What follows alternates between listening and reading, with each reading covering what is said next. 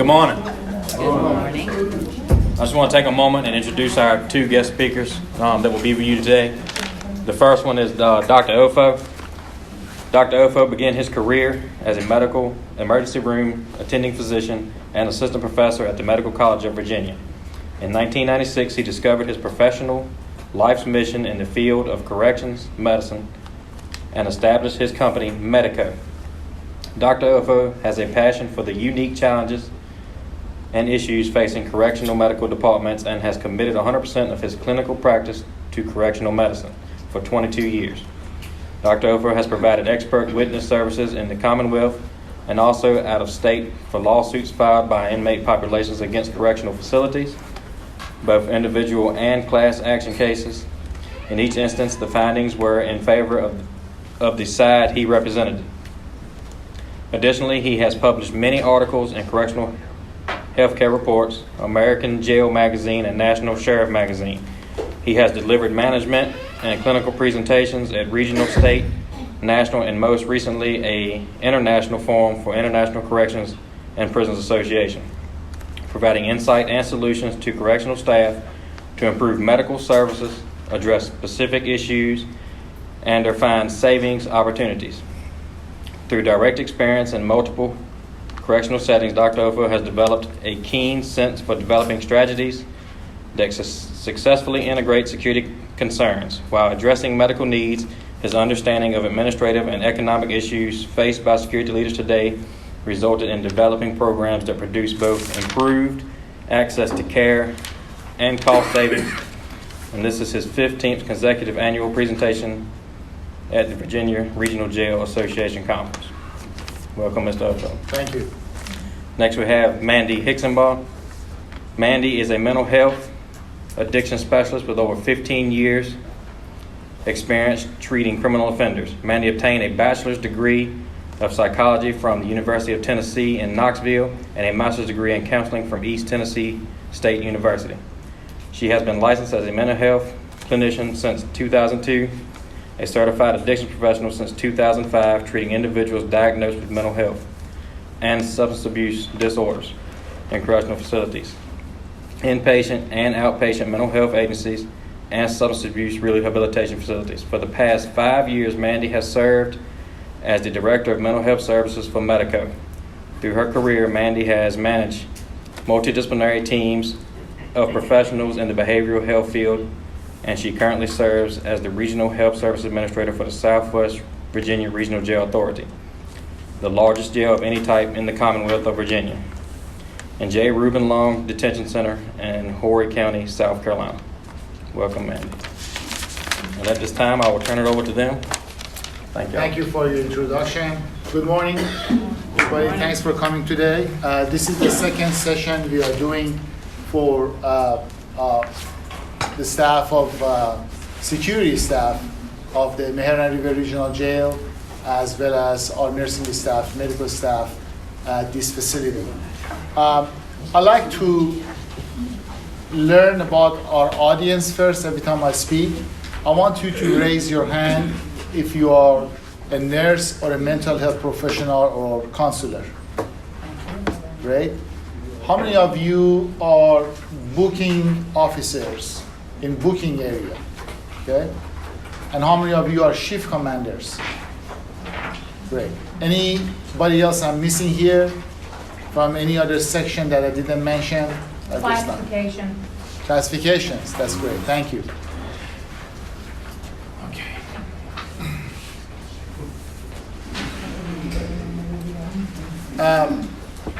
One of the beauties about this industry that I have been fascinated about is the fact that I'm not aware of any other industries that security, non-medical, and medical have to work so close, have to have a great communication with each other on a daily basis.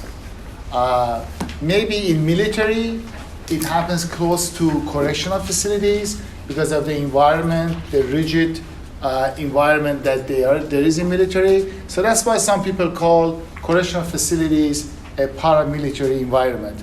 But I promise you, this one is even closer, because I've been told by my friends who are coroners in the U.S. Army. So it's a very fascinating field, and you are doing noble work every day here, either as a correctional officer or as our healthcare providers. Hopefully, the goal is after this session is done today, and by 2:30 this afternoon, you'll have a better understanding about the importance of what you do and the communication that you need to develop with each other, which I understand in this facility is already very advanced and far better than many, many other correctional facilities in the nation. Government has a duty in U.S., not in everywhere else, but that have to provide adequate community standard of care in a timely manner. It has to be timely, it has to be adequate, and it has to meet the standards of the community. That is our Constitution. It doesn't matter who's the president or who is the majority in the House or Senate. That's our Constitution. Unless somebody comes and change the Constitution, that's the rule. Inmates are the only segment of the US population that are entitled to receive that level of healthcare services. That started when the courts and federal courts, they broke the walls of the jails and enforced the rules and regulations, and that's how we practice much more humane than what you see in the movies. People outside, your family members, your friends, when they watch movies, they think jails and prisons are still like the old-fashioned way. But in 1960s, with the civil rights movements, things have changed and has brought us to where we are today. No more extreme conditions are acceptable. In conditions, poor food, bad sanitation, inadequate medical care are no longer acceptable. If that happens, which happened in some of the major institutions in major cities, metropolitan areas, some superintendents resign or ask to resign, or they get fired, and some sheriffs lose their elections. Or some politicians may go under questions. So people are held accountable now.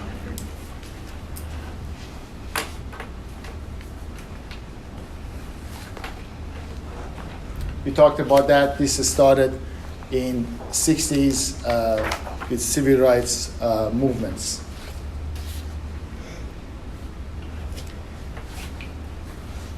If we try to save money by providing inadequate number of nursing staff or unqualified nursing staff in our medical departments,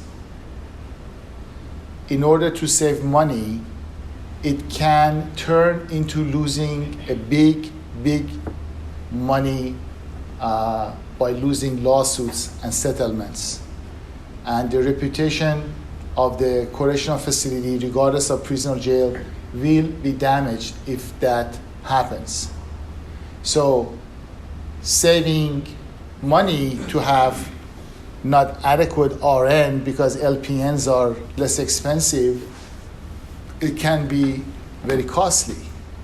Using CNAs and medication administration technicians, MATs, instead of nursing staff who are licensed by the Board of Nursing can be very expensive by losing a lawsuit or settling hundreds, thousands, or millions of dollars of lawsuits. That same level, I'm sure, applies to the correctional facilities, the security staff. And training these employees, both security and healthcare providers, it becomes very crucial to happen. That's why we are doing this here today, from both covering medical services, medical issues, as well as mental health issues.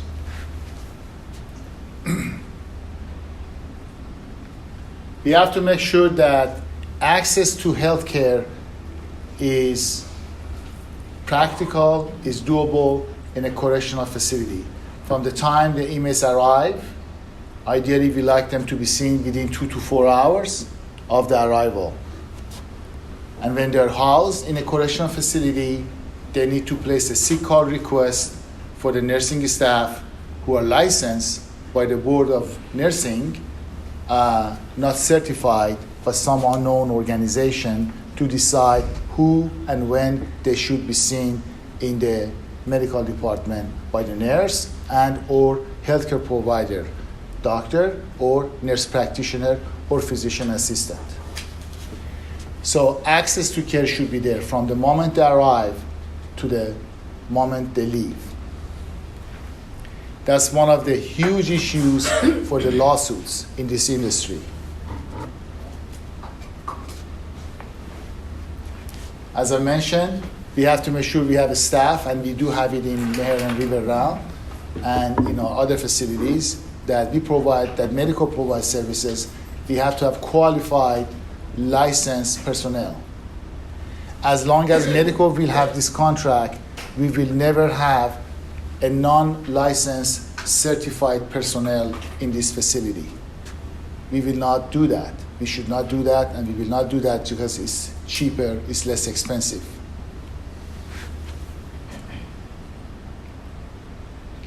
The guidelines that we have, our nursing guidelines, is written not for the officers to use, but for licensed nurses to use, not for certified personnel to use.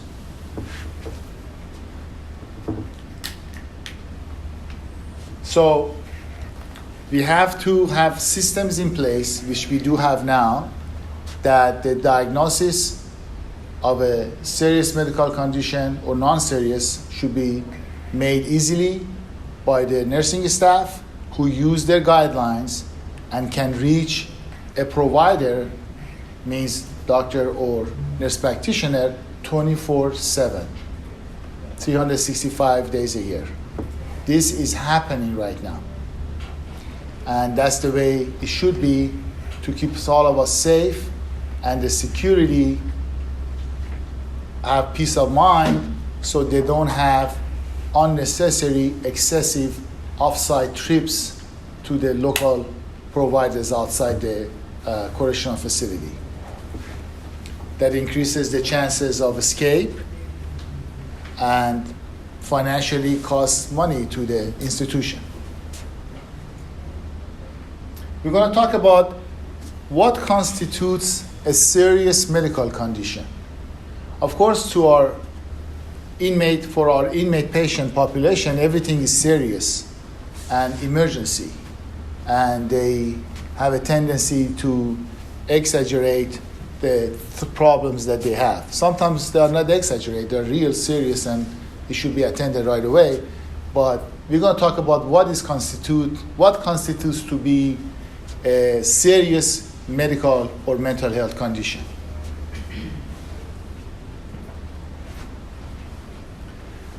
We want to make sure that we don't deny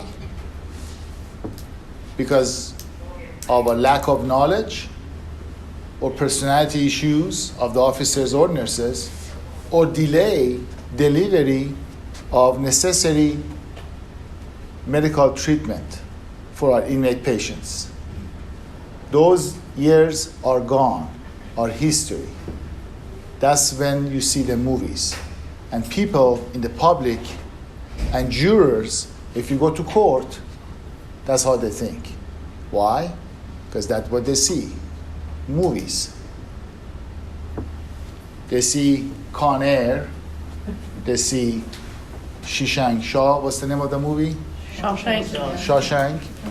Con Air, Escape from Alcatraz, and that's what they see. That's what the jurors see.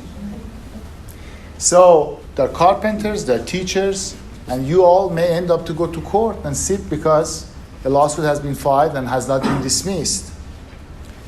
So that's what they have, the image they have.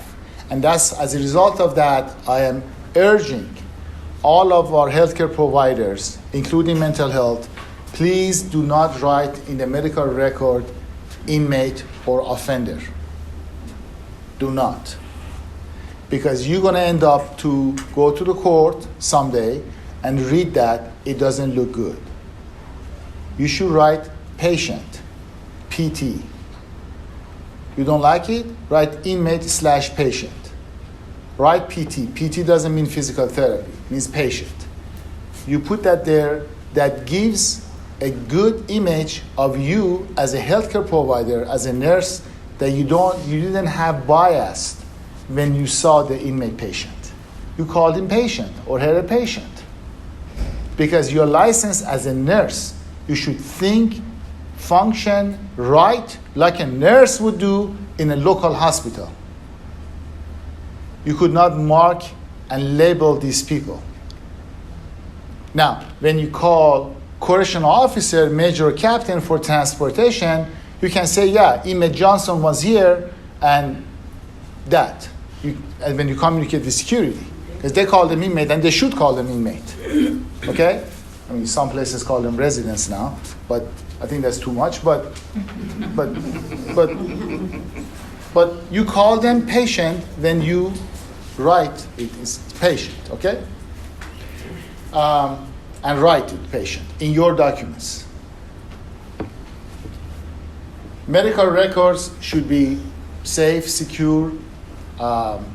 There's certain guidelines of HIPAA applies in correctional setting also.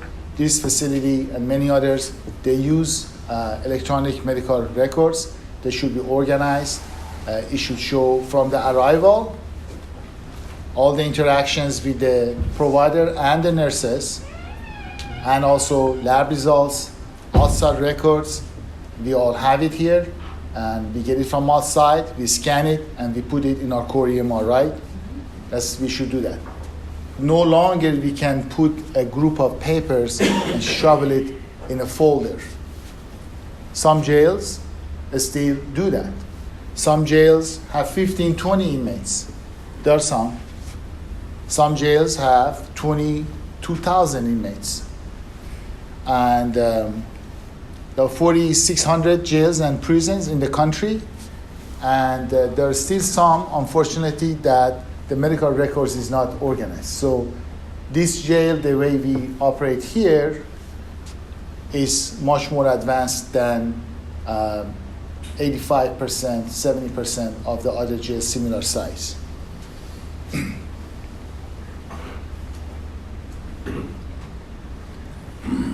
Every time I go to a facility for whatever reason for the first time, I ask to go to medical department, or they take me to medical department for whatever reason it is. And they ask me, Dr. Ofog, what else do you like to see? I always say booking. I don't say infirmary, because infirmary is, or medical observation unit is in medical department. I always booking before I say the housing unit or recreation room or visitation area. Booking is the mother of lawsuits. Booking is where the story starts. Booking is your urgent care center. Booking is your patient first. That's the first time they come out from outside, drunk or undrunk. They come to the jail, and you have this interaction between a licensed healthcare professional and the inmate patient.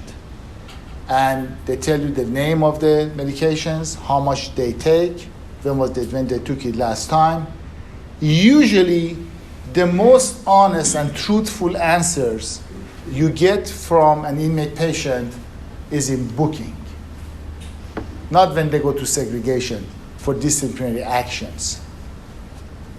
If they're not intoxicated, they usually tell you whatever they know. And if they don't know, they don't know, and we have guidelines that we contact the providers outside, either pharmacy outside or the doctor's offices, if they have one, or the last ER visits they had, get those records, and then we scan them to our medical records. Right? Is that what we do? We do that right away and as soon as we can. To be able to connect the kind of healthcare services they receive before and after coming to the jail when happens in our facility. If we find individual is suffering from a serious medical condition, such as hypertension, diabetes, asthma, COPD, emphysema, mental illness, suicide attempts, schizophrenia, the type of medications they take, how much they take, when was the last time they took it, how much alcohol they drink, when was the last time they drank, have they been to DTs before, benzodiazepines, if they're pregnant or not, if they use Suboxone, if they have had history of opiate addiction, benzodiazepine addictions, who's the name of the family care physician, primary care physician, if they have one, or they just go to local emergency rooms and get care as needed, PRN as needed, right? That has to happen, that has to be documented. Every time I look at the chart to see if the quality of care was provided or not, I always go to the booking page first before I read the doctor's note or the nurse's note. I want to know, how did the story start? What did he or she say to our healthcare providers, to our nursing staff? And what did the nursing staff do after they found that information? Did they ignore it? Did they verify it? Did they call the doctor based on their guidelines? That's how the story starts.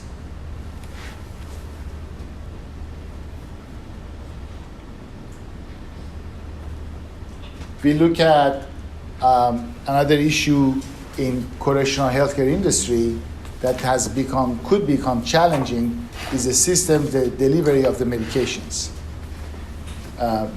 There are companies that provide these medications in a packages that is acceptable and practical to be delivered to the correctional facilities in the nation.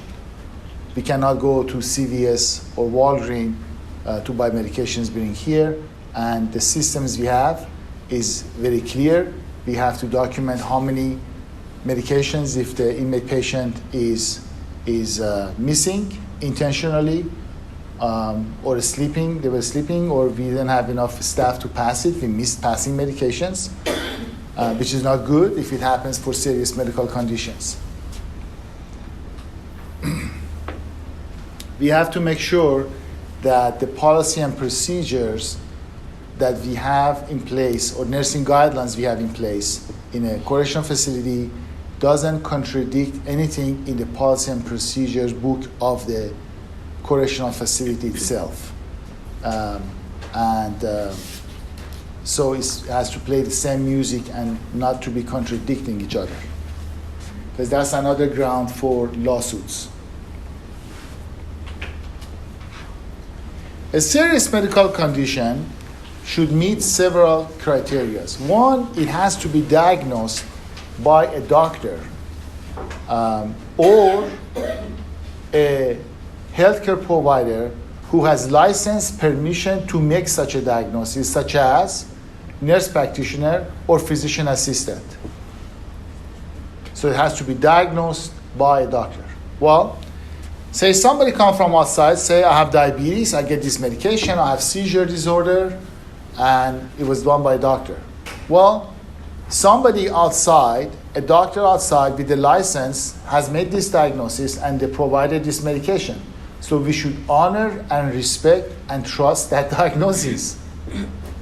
Who are we to question it and deny the medication or change medication on our own because the medication he brought was $5 a pill, where this can be changed to 5 cents a pill? We can change people's medication only after they are seen by our healthcare provider in person, or by us calling The healthcare provider on call, you have 24/7, 2 physicians, you have doctors on call. Did you know that? You have Dr. Liu coming here 2 days a week, 24 hours, and you have a second physician, Kozlauskas. Dr. Kozlauskas. Is the second physician is on call for you.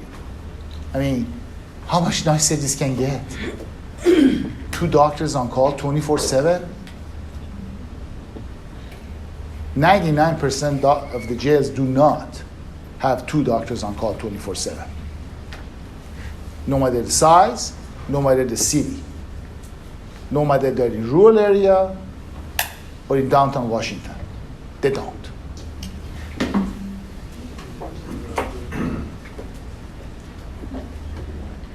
A serious medical condition is something that, so number 1 was diagnosed by a physician or nurse practitioner, but also it is a situation that a layman's person could say this is a serious condition. Somebody is stabbed and bleeding, somebody stops breathing, somebody passes out or falls or gets into a fight. Of course, that could be a serious medical condition. A layman's person can see that too. They should, in some conditions, the individual is suffering from an ongoing pain, severe pain, belly pain, chest pain, serious back pain, not to be able to walk, serious ankle pain after playing basketball, not to be able to stand on their foot, right? All those conditions can be a reason for individuals to suffer from pain.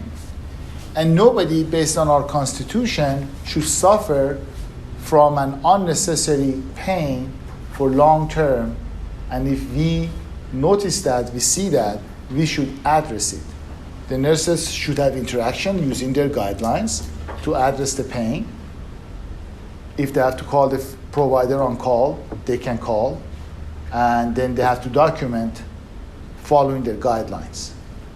And then if the individual needs to go out, they have to ask the provider, do you want this patient to go out by ambulance or by the van? Always our nurses are wanting to make sure when you call the doctor, make sure you ask the doctor, how do you want me to transfer? So the liability will not be on the shoulder of our nursing staff. Ask the doctor to tell you exactly van or ambulance. If the patient is hemodynamically, means blood pressure, vital signs are stable, they usually go by the van. Otherwise, they go by the ambulance, escorted by 2 officers, like C custody, I guess, right? So, presence of an ongoing pain could be a serious medical condition. Does the condition that the inmate patient is suffering, does it interfere with the daily activity or not? Daily activity is limited here. That's what's called jail, a correctional facility or detention center, county or city or regional, doesn't matter, or not. A condition that has been going on for many months or years before they come to the correctional facility, and if it is the case and it doesn't interfere with the daily activity of the inmate, dining, watching TV, playing cards, walking around easily. So if they can do those things, it's not a serious medical condition. Doesn't need to be corrected and addressed in the correctional facility.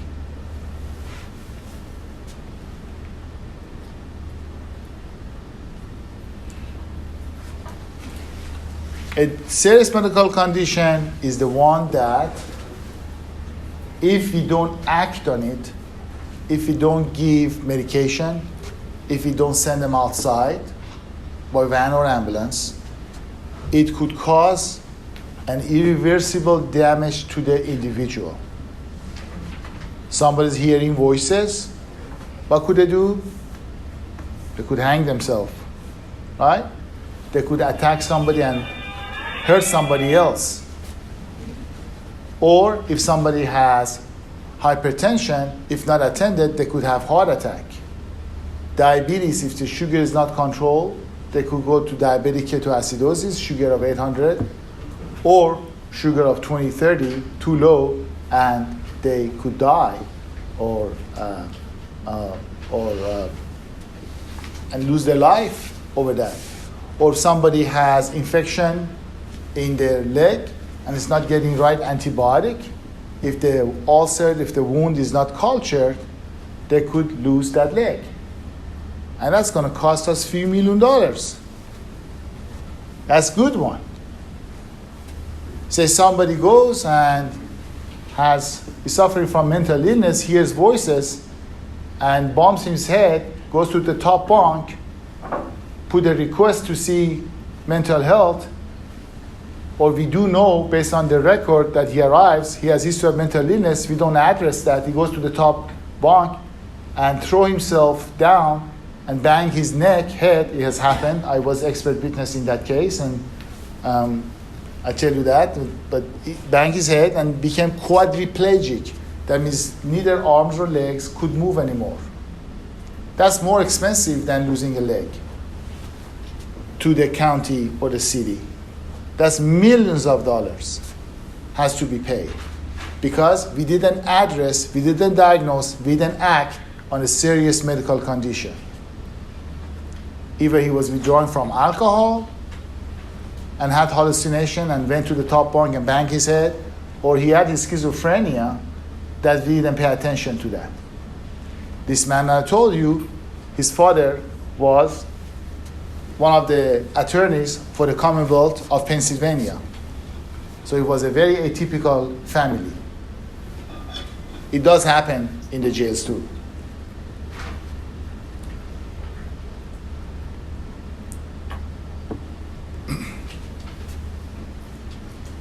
So for individuals who arrive in Virginia, even if they are pre-trial, they haven't been sentenced, if they suffer from a serious medical condition, diabetes, hypertension, blah, blah, blah, that has to be addressed even before they go to the court and be sentenced, okay?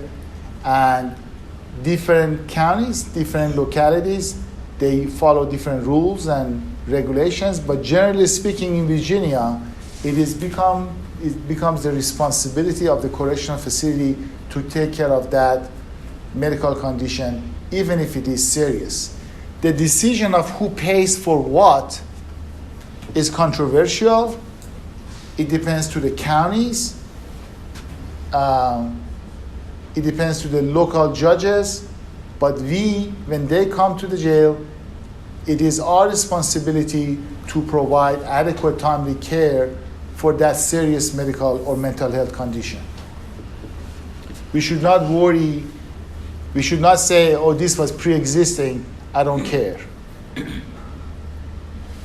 That's violation of the constitutional right of individual patient.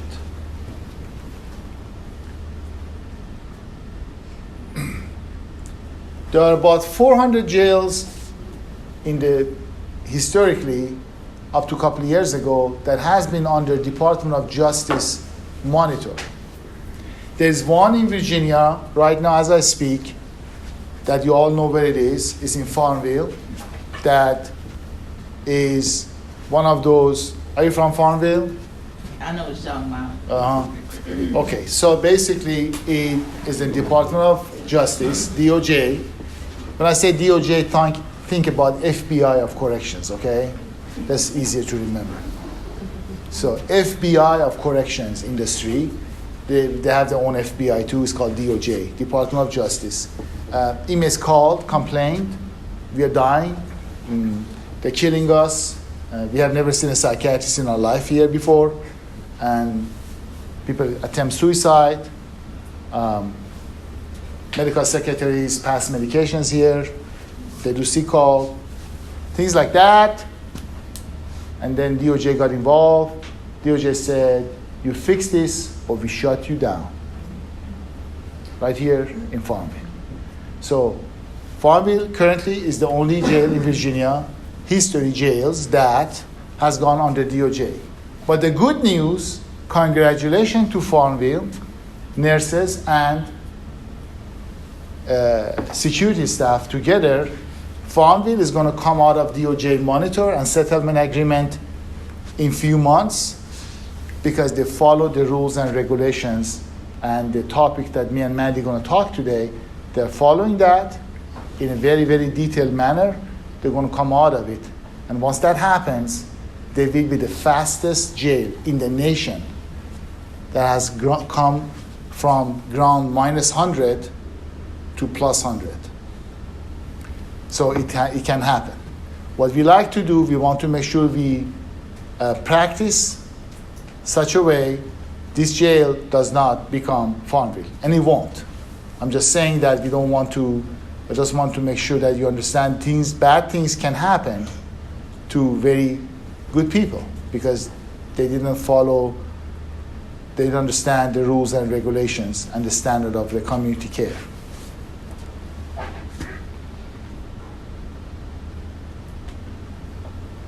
So we have to provide this adequate, timely care, regardless of jails or prisons. In Virginia, there are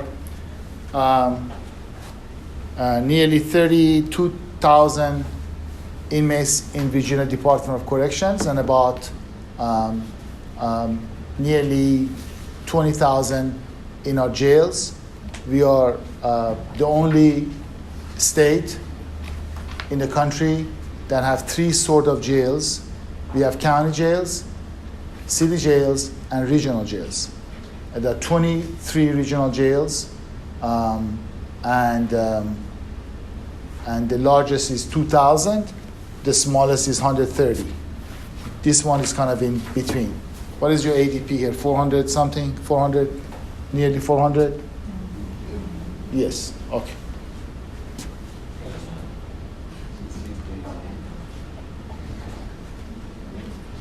So these lawsuits could happen both in jails and prisons, which is run by state and or local government.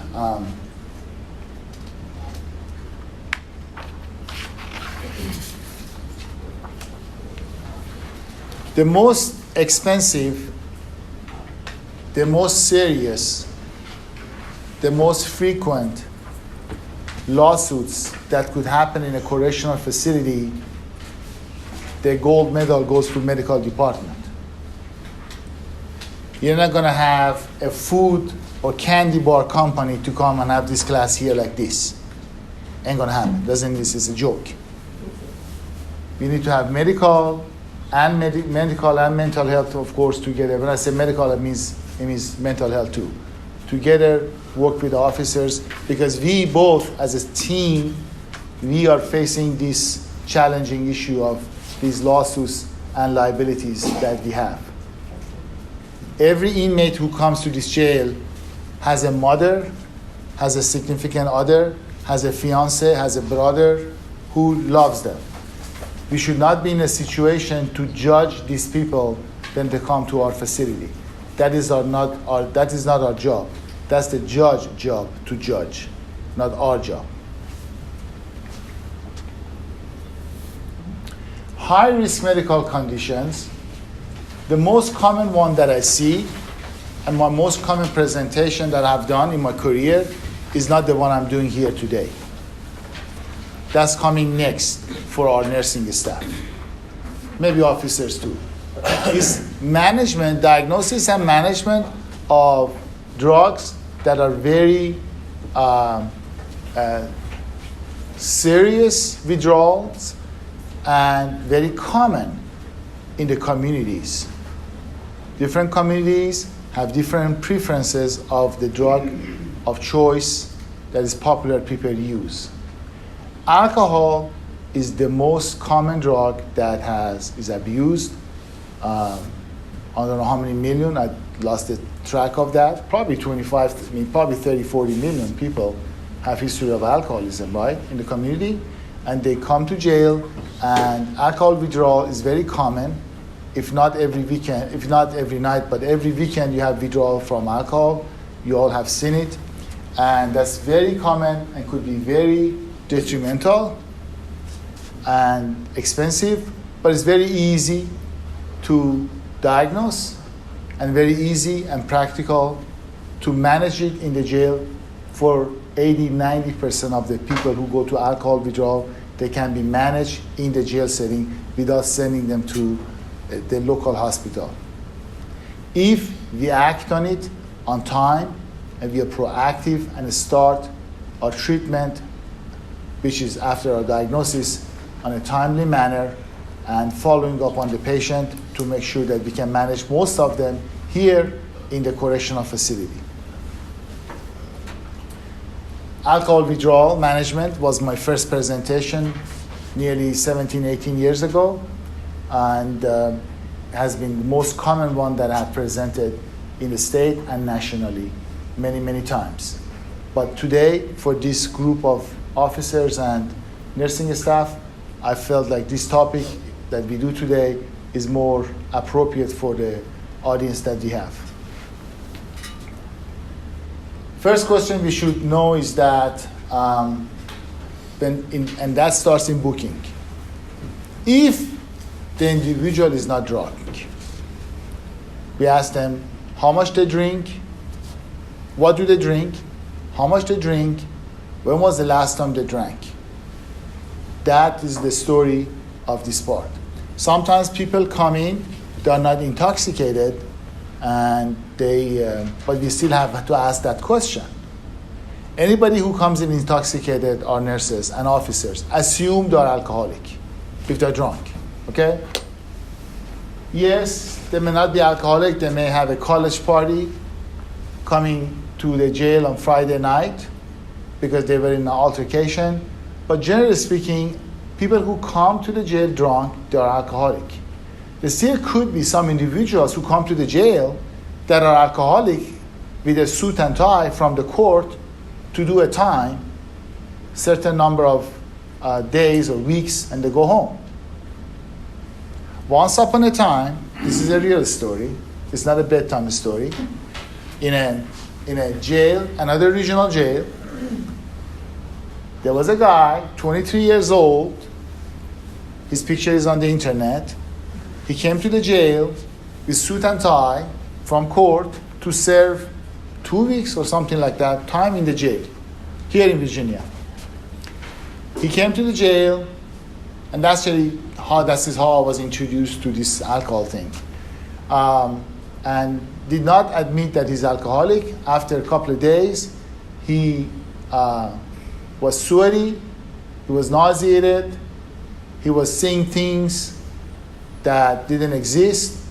The officer, he became wild, violent, aggressive behavior. Officer went to the room. He said there was some rats there in the corner of the room. There was no rats. They shut the door. And then he was very aggressive and disruptive behavior. So the nurses called mental health provider. And mental health came.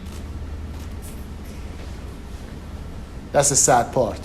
Mental health came and told the nurses that this is not mental health. It's looking like mental health, but he's going to withdraw. Thanks to mental health. And he was right. Then they called the doctor on call. The doctor on call said, do this protocol. But the problem was that the protocol they had was copied from the hospital across the street, where they have 24/7 army of nurses and sometimes doctors in place, right? Jail is not like that. No detention center has 24/7 doctor on site. Well, there are some do, but very rarely, rare occasions. They have to be 6,000-7,000 plus. So basically, they did that guideline, but the guy was deteriorating and he coded on a Sunday night and died. The mother filed lawsuit. The superintendent resigned or was fired, I don't know. And nurses, 2 of them lost their licenses or they had disciplinary action by the board of nursing. And the only one who should have gotten trophy there was the mental health provider who told them this is alcohol withdrawal, not mental illness. So my point is that things happen like that. Inmates could come, they're not drunk, but they're alcoholic. You have to ask that question from everybody. Quantity and duration. So minor symptoms of alcohol withdrawal happen 6 to 8 hours after the last drink, generally speaking. In medicine, 2 times 2 is usually 4, but sometimes it's 5, sometimes it's 3. In math sciences, it's always 4. Everybody is different. But generally speaking, alcohol withdrawal happens in individuals who are alcoholic, usually after 6 to 8 hours after the last drink. Some alcoholics who are very, very heavy-duty drinker, if the body used to have 12 packs every day, now they had just had, because of the financial problem, they didn't have money, they had only 4, they still could go to withdrawal, and they're still intoxicated, but they still could go to withdrawal. Because the level of alcohol in the blood is not what their body is used to. So somebody could go to alcohol withdrawal even though intoxicated, if the level of alcohol is not enough in their blood, or somebody who comes with suit and tie to the jail from court.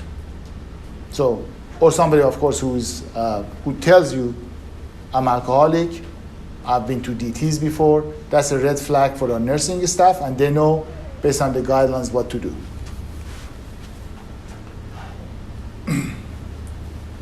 Usually, they have a low-grade temperature. When they go to withdrawal, these are minor symptoms. The blood pressure goes over 140/90. They get nauseated, vomiting, and they have shakiness of the arms and hands, arms and legs, if they're in bed. The more shaking they have at rest, the more significant withdrawal is. And the nurses know how to score them. They have a CIWA. Do you use your CIWA? Do you get an alcoholic at least once a week going to withdrawal? At least, right? Yeah, could be weekdays too. It's not necessarily weekends, right? So, generally speaking, alcohol withdrawal, if they have minor symptoms, we can manage them by turning off the light, encouraging them to drink water, well hydration, and some other medications we use. We can manage them here, but also there is certain points that the nurses know when to call the physician on call, get an order from the physician, not on their own, because this is a jail, just like the hospitals. They call physician who has license to prescribe medications that needs physician's order. When the doctor orders the medication, then they start the protocol. We do not, I repeat, we do not have standing orders. You used to have standing orders, didn't you? Did you have the standing orders? Or you never had the standing orders? Huh? You did? Some standing orders? We had protocols still had to call the doctor. In the past. You had the standing orders? No, we still had to call to get provider permission. Yeah, always you did that. You have to call and the physician and get order from physician if the medication is required. And the nursing guidelines tells you guys when to call the doctor, with what information to call the doctor, get the order. When the doctor orders, when he comes back to the facility, he will co-sign his order. Just like happens in the hospitals. Because this is the standard of care in the community. And we are part of the community. We just happen to work in a jail. Where we still live in the United States. This is not Afghanistan. This is not Iraq. This is still the United States. We should follow the standard of community of care. So, if somebody has certain medical conditions, it increases the chance to go to severe cases of alcohol withdrawal called delirium tremens, DTs. At that point, they don't know where they are. They don't know who they are. They don't know what year it is. They don't know who's the president. They have few of those signs and symptoms. They may have passed it already. And they may come out of blue and they hear voices, they see things, usually rats and all that. Then that's a delirium tremens. That's a serious medical condition. But hopefully, the sooner we diagnose somebody may go to withdrawal, when the score of withdrawal is not very high, the sooner we start treatment, the less likely the individual will end up to go to the local hospital. When you go to hospital, it's $1,500, $2,000 per trip to the ER if you just go there, say hello, and give me a glass of water. And they check your vital signs.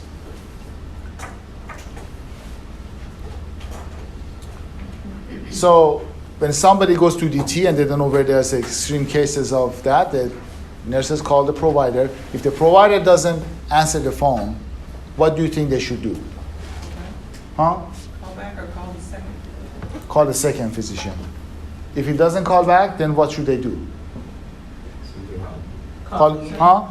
Let's call you. Call what? Call you. Call me. That's okay. But suppose I don't answer.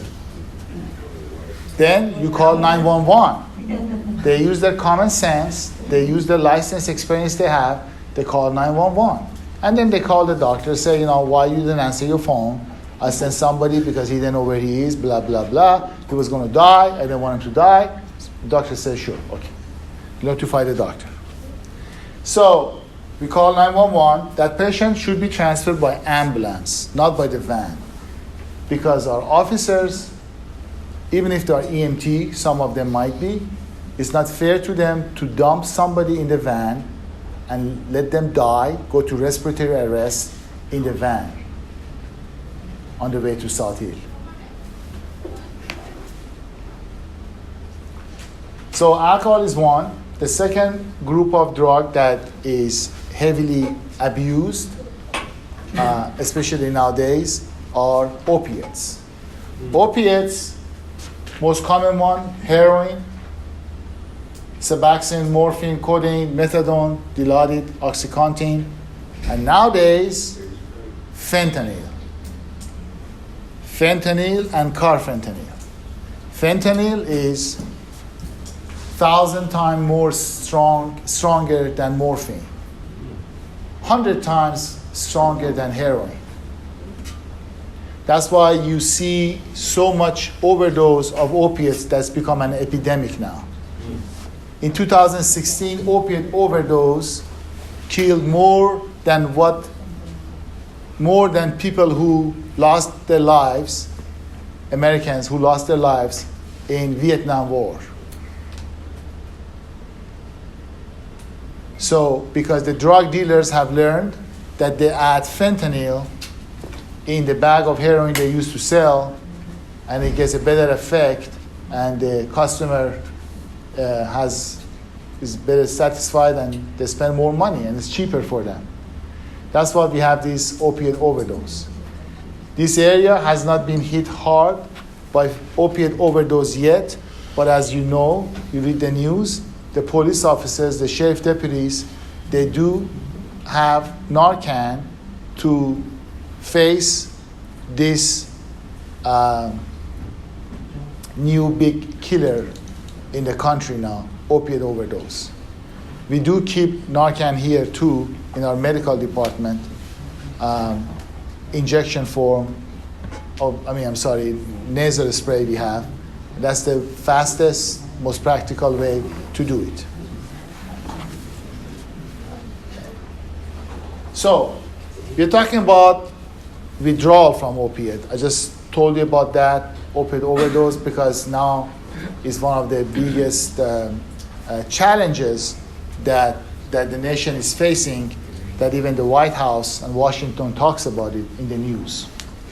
So, opiate overdose, generally speaking, happens a little bit later than alcohol withdrawal since the last ingestion or use of the drug. Alcoholics was usually 6 to 8 hours after last drink. This one is 8 to 12 hours after the last use of the drug. Either injection, snoring,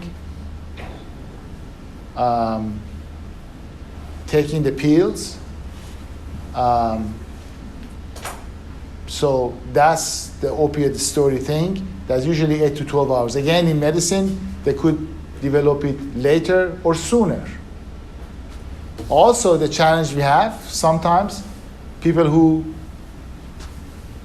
are addicted and use a lot of opiates, they may be addicted to alcohol too, or to benzodiazepines. That's why the signs and symptoms the nurses see, they should present it to the provider on call and let him to decide what medications, what dosage to be used. And how often you should check on the inmate to make sure he is responding to the treatment or not. Goosebumps is one of the characteristics of opiate withdrawal. Runny nose, tearing and yawning, very characteristic for opiates. And usually you don't see those things in alcoholic withdrawal. Hearing or seeing things are usually alcoholics, but the other symptoms are more for opiates. But some of them are common. Nausea, vomiting. What are the common ones that you see a lot in Southwest, basically? Sweating. The emotional consequences, the Right. anxiety. Yes. Some of them are common, but some of them are specific more Blood for... pressure. Yes, high blood pressures, of course, and heart rate. And people who go to opiate withdrawal and we manage them, we should notify the QMHP, qualified mental health professional, that somebody just finished the opiate withdrawal, because opiate withdrawal as well as benzodiazepine withdrawal have a higher tendency to develop depression and develop suicidal ideas and thoughts. So that increases the chance of that issue. So all mental health providers should be consulted, should be notified. Last week we had 3 people, and we are treating these 2 or 3 people. He should know who is going to treatment and visit with them after the withdrawal protocol is completed by the nursing staff.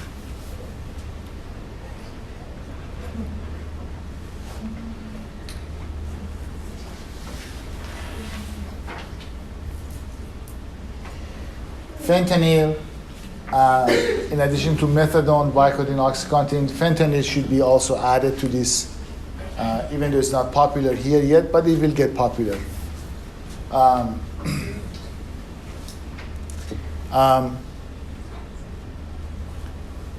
We are obtaining license.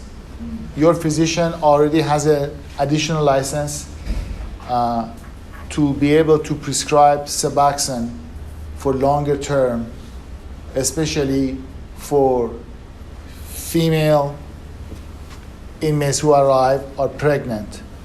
We cannot stop the Suboxone. We should not, because they may lose the baby.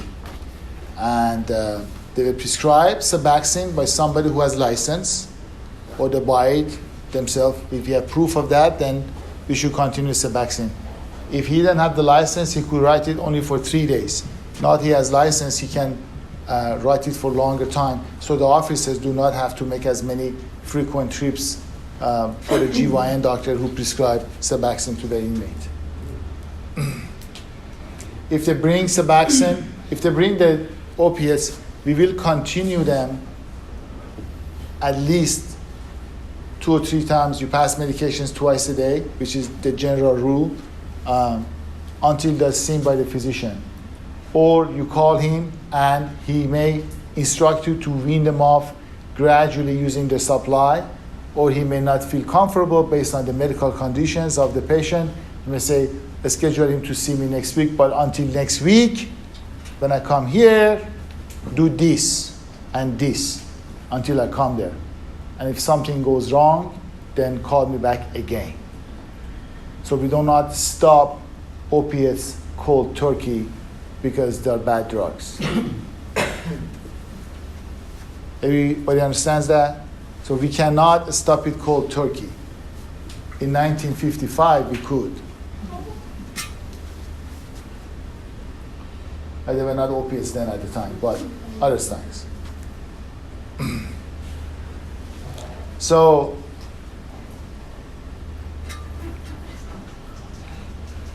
the third group of drugs that is highly abused and can cause serious medical condition because of withdrawal from them are benzodiazepines. There are some doctors in the jails in this state that thought benzodiazepine and opiates should be treated same. They're both narcotics. They should be treated, but they should be treated differently. That's why our nursing guidelines classifies clearly what to do for opiate withdrawal, what to do for benzo withdrawal. How do we know who is on who? Well, that goes to my favorite department after medical, booking. If I was applying to work in a correctional facility as an officer, I would apply for booking.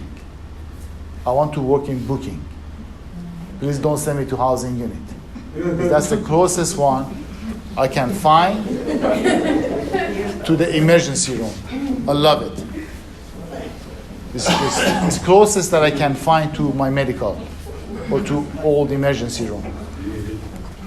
So that's when you should ask, what drugs do they take? Xanax, Klonopin, Librium, Valium, Ativan, Ambien, Halcyon. Those are the common drugs that are highly abused. This one is also 8 to 12 hours, just like the opiates. Again, alcoholic 6 to 8 hours. This one is later. That's why it's important to ask, when was the last time they took it? Generally speaking, that's the time frame they start to develop signs and symptoms. They could develop psychotic behaviors. The worst psychotic behaviors that I have seen, and I have seen in jails and read about it, are disruptive behaviors that everybody hates that inmate because the way they act is withdrawal from benzodiazepine. Smearing their feces on the walls. You've seen those people. And it's just for some reason, benzos does it. Alcoholics don't do that. Alcoholics see rats, cats, hear voices. I mean, these people are advanced. And treatment generally takes longer than alcohol and opiates. That's what makes it more challenging. You have a question? Yes, please. Please feel free to interrupt me, ask questions if you have. When we ask them they do any drugs, they won't tell us. But then when they go do the nurses screening, they'll tell them. So it kind of makes it look like we ain't doing our job, but at the same time, they're afraid to tell us. That's right. Tell them more. Yes, thanks. That's yes.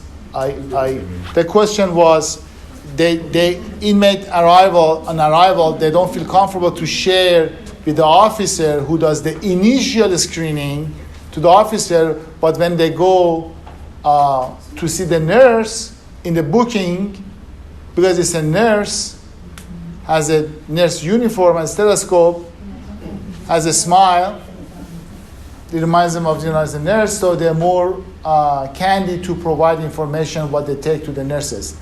That's why we like interaction between the nurse and the inmate patient when they arrive to happen ideally in less than 2 hours.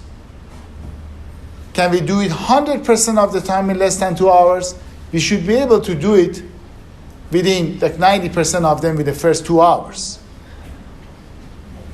If we don't, that's not the standard of care. Especially if a facility like here has so many nurses 24/7. We did submit proposal here that we said we will have 24/7. We said we will have 24/7 RN in this place. This didn't happen here before, but many other facilities this size do not have it. because they don't have money. But if they don't have money, when they lose the lawsuit, $2 million, then they find money. Who pays it? Taxpayers. But this facility and many other facilities were smart enough to see that.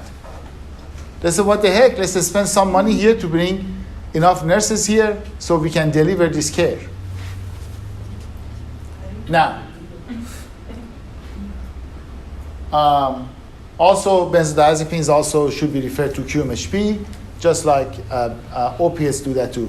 Do we refer alcohol withdrawal to QMHP too? So all three of them. All three of them. All three of them should be referred. Anybody that's on a withdrawal protocol gets referred to QMHP for a suicide risk assessment. Yes, Yeah. all of them, All of any them. withdrawal Yeah. protocol, Any- regardless of the drug. Regardless of the drug.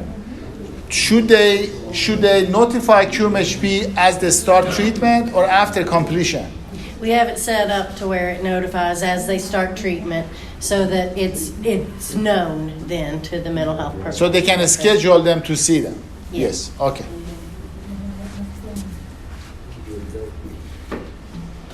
Another high risk condition is somebody who doesn't breathe or who doesn't have a pulse. Of course, we start the CPR, right? And we call EMS. And the shift commander and the nurse, this is what they should do. You should not wait to hear from doctor if somebody doesn't have pulse. You should do that, and there's nursing guidelines clearly tells you what to do step by step. Very, very clear.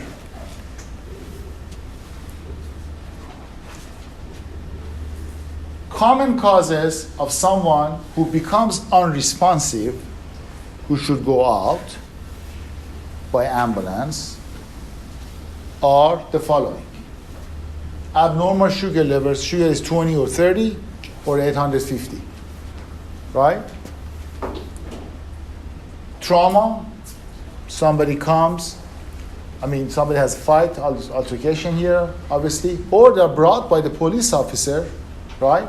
They were in a car accident or they were in altercation with officers, they become unresponsive. That's, of course. And another one is that not well attended for alcohol or benzo withdrawal. That means we didn't give them on time, proactive treatment to manage the withdrawal, either from alcohol, benzo, or opiate, and now they're unresponsive.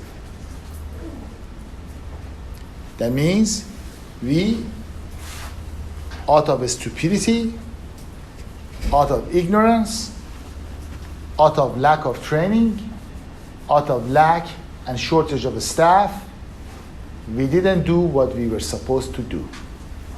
That will stand in the court. Or they could be unresponsive, somebody, if they are suffering from overdose. If they heard medication, right, they do that, and then ingest it all together, or an officer brings them drugs, or they come to booking by a police officer because they're intoxicated with fentanyl or overdose of other things, or alcoholics. The good thing I understand from this facility is that the officers in booking are able to say to the sheriff deputies or police officers to turn them to the emergency room, take them back to the emergency room until they're medically clear or they're stable enough to be brought back to the institution. Right? Yes. Some jails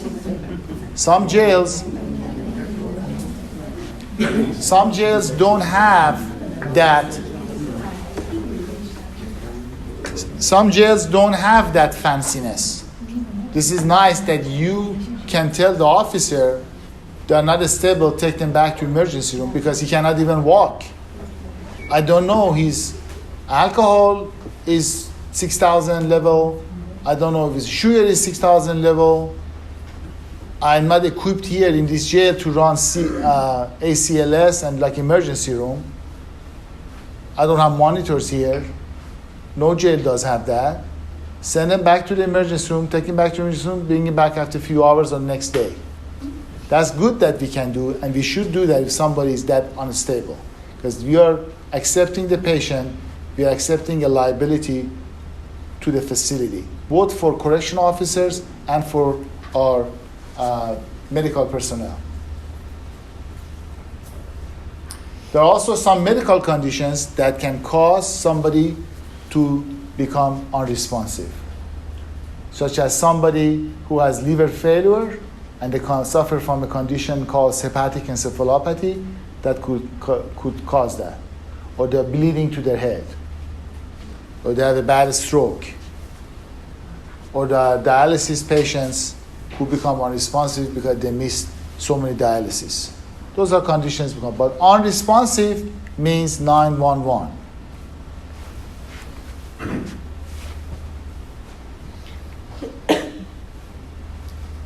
Actions we do depends to the cause.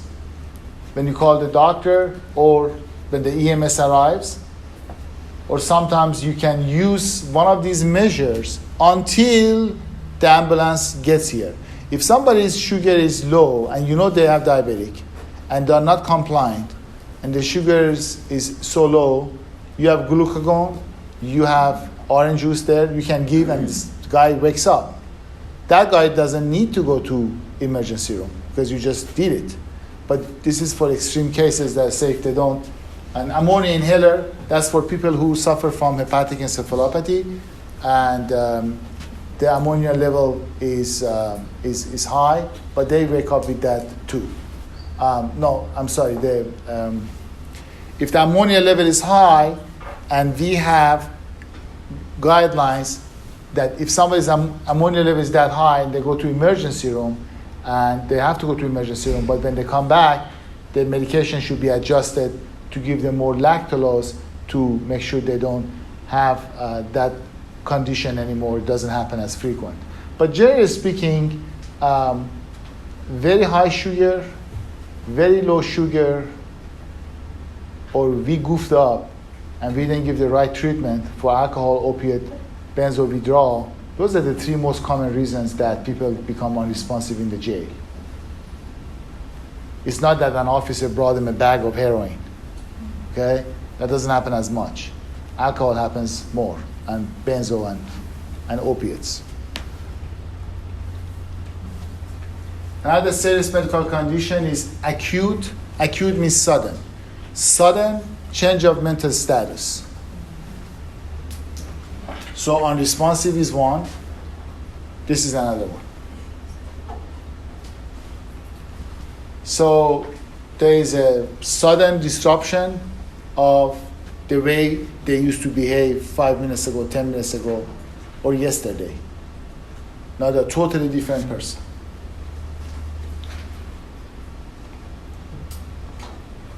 It could range from slight confusion to total disorientation to where they are, who they are, and they may hear voices, they may see things. They're not aware of their surroundings at all. Suddenly. That's not good. Could they fake it? It could, but people who have behavioral problem or antisocial problem, they don't fake it like that. They complain about other things.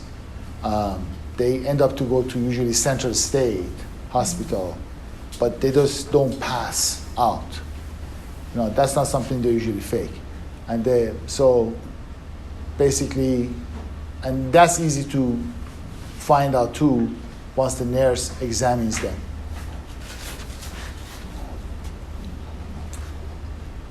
The causes, medical causes of sudden change of mental status could be diabetic ketoacidosis, severe dehydration. This used to happen in some facilities that were old and the building didn't have right air conditioning system, and they developed medical condition, severe medical condition that change their way they behave in a very rapid, sudden way. And also another one, excessive water drinking. I had a patient in Williamsburg, Virginia, another regional jail, that she was schizophrenic. She heard voices and she drank so much water that to a degree that it was impacting her behavior, and she had a sudden change of mental status and over time, and she ended up to go to hospital and intensive care unit. Hypoxia is another one that goes without saying. Hepatic encephalopathy is very common in corrections. Nurses have to remember that, because many of the inmates who come here, they have a messed up liver because they were alcoholic, or are alcoholic, or they have hepatitis C that has not been receiving the treatment for hepatitis C. We don't treat hep C here because 99% of them do not qualify using our guidelines, because the treatment takes so long, so much. We do not say we don't treat hepatitis C. We do not say to the inmate that we don't treat hepatitis C because it's too expensive. We do not say that. That's not why we don't treat, because there is certain conditions have to be met from medical point of view to start treatment of hepatitis C. We do not say we don't give it to you because it's expensive. Once upon a time, again, there was a jail in Southwest Virginia. An agency nurse told an inmate who had pain in the arm, leg, and I don't know what it was a, or no, I don't know what was the reason, but she said to the patient that this is a no narcotic facility. We don't give narcotics. That statement of that agency nurse, as people still use agencies. You don't use, right? Have you ever used an agency nurse since getting this contract? Not since July 1st. Great. But some places do, still do. Even if places they use 2 or 3% agencies, that's acceptable. But we ideally don't want to use agencies. Because of that statement, it cost the taxpayers at least $150,000. That this is a no narcotic facility. We don't give narcotics here. The superintendent, the major, they were subpoenaed. They came to my office. They look at our guidelines. We have narcotics. We give narcotics if somebody's bone is broken. So that's a wrong statement that she made. So you do not say we don't treat hepatitis C. If they qualify, we do. But they have to get through hell to get qualified. But we don't say that. So it's very hard to qualify. All right. Wasting syndrome, this could happen. The most recent one. I'm going to say these things. I'm not shy. Hampton Road Regional Jail. They may show this movie sometime in Hampton Road. I don't care. It is as it is. Hampton Road Regional Jail is a jail that is a hospital that happens to be a jail. It's not a jail that happens to be a hospital. It's a hospital. They have 100, 200 HIV patients. And every female there is pregnant because they get them from Norfolk and Newport News and all that. They get, it's a sick population. Somebody was there, and it's on the news. You can read it. It's public information. It's on the news every week in Tidewater area. Somebody was there, and this shoplifting $5, went to the jail, had few months, and had mental illness, I don't know if it was schizophrenia or bipolar or what it was, decided not to eat, not to drink water, and lost 100 pounds, 85 pounds, something like that, within a few months. And then the mental health was called. Mental health put a request for the patient to be transferred to Eastern State Hospital. Eastern State Hospital secretary lost the paper, they said, or was misplaced. The man was there. The nurses did not document how much he's losing weight, or they were documenting. I don't know the details of that. And the guy died. He stole $5 candy bar. And he died. Why? Because he went through this wasting syndrome and nobody was paying attention. What should they have done? They should have been more aggressive on managing him on site, documenting.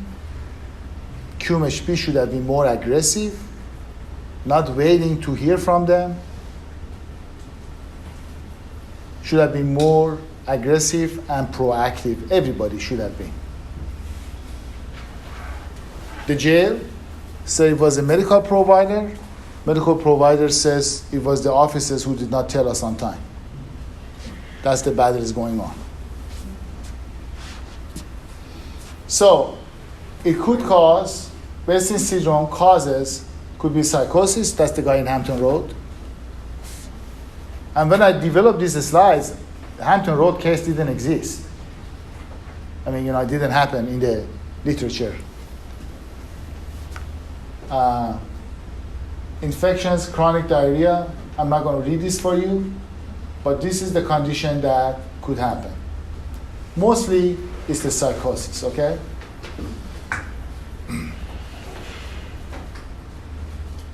Hunger strike. We have guidelines for hunger strike officers. I know this is something that, do you guys get a hunger strike from time to time? Mm-hmm. Officers? Huh? You got one now? You have one right now? Who knows about this guy that you have right now? I want it to be a little bit more interactive. Who knows? Huh? But could you speak loud so your voice will be recorded here? It won't show we have you. a female, but she was hunger striking. And then they brought her to mental health, and she ate, and she saw mental health. So she's like missing meals, but she's technically not hunger strike right now. But she's missing meals or eating bites. But she's still in mental health. She was when I left. She's still there. So did she miss 9 consecutive meals? No. At one time she did. She did 3 days. That's how she got to us first. Yeah, but then say after somebody misses 9 consecutive meals, we call it hunger strike. To a degree that medical department needs to get involved. Okay, officers? After somebody misses 9 consecutive meals, breakfast, lunch, dinner, then we call nurses. The nurses will tell you to put them in a room, I know you have one, that he doesn't have access to drink water.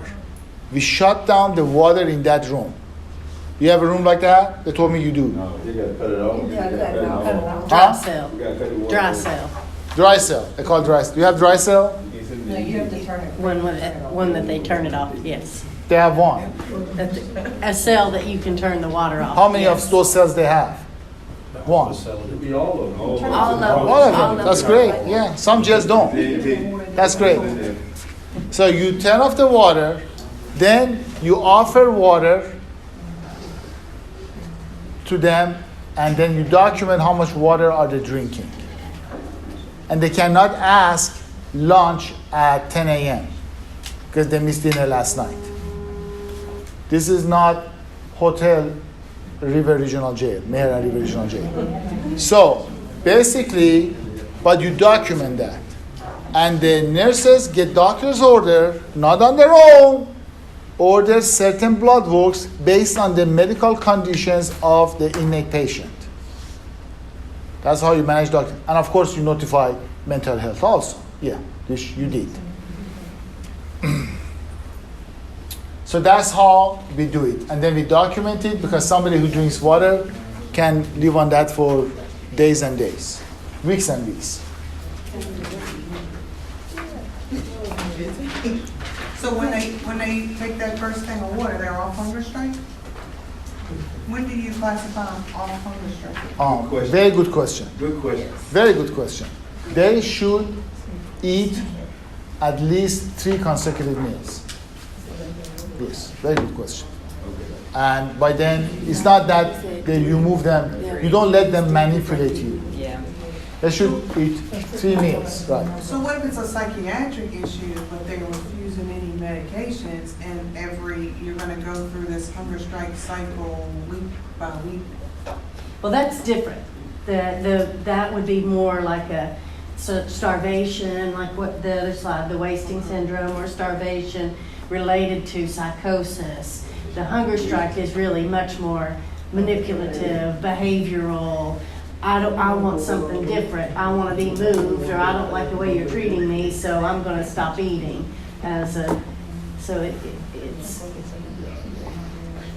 So mental health will approach the issue case by case. And generally speaking, what Mandy was saying, it is a behavioral issue, call it attitude issue. It's not true mental illness. Hunger strikes, mentally ill people are just going to kill themselves. They're going to play with water and juice. The mentally ill person might, like this person, might not be eating because she thinks we're poisoning her, or that the water has something in it, and so that's different then I don't like the food you give me, so until you get better quality of service, I'm not going to eat. Yes. The beauty of this facility is that you have full-time QMHP on site, and that's I mean, you can't get nicer than that. You know, that's the way ideal.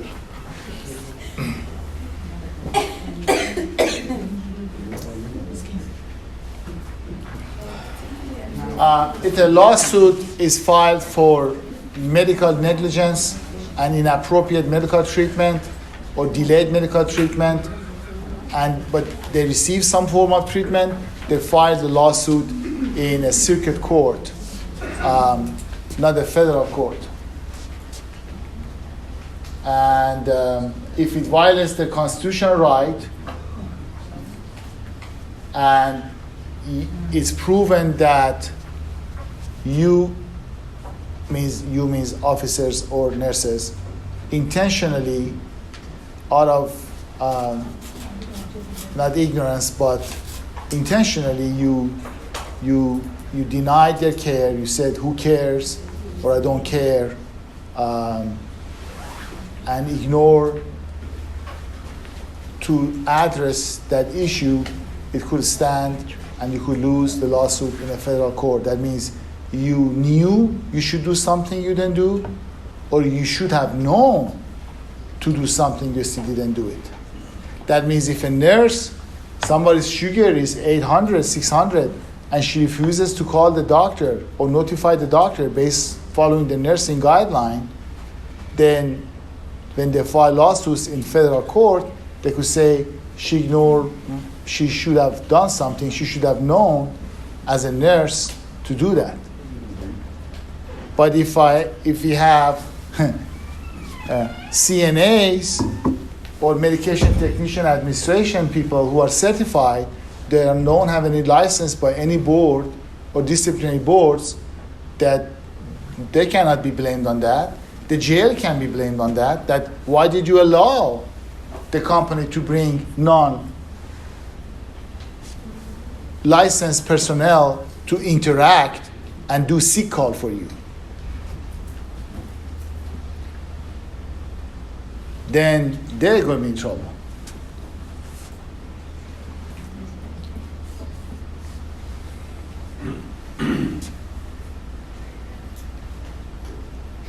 They like to file lawsuits in federal courts for the following reasons. One is that in old days, the courts used to grant a lot more lawsuits in favor of inmates, and many inmates who are professionals in the jails in and out, they still think the years is those years of 1980s.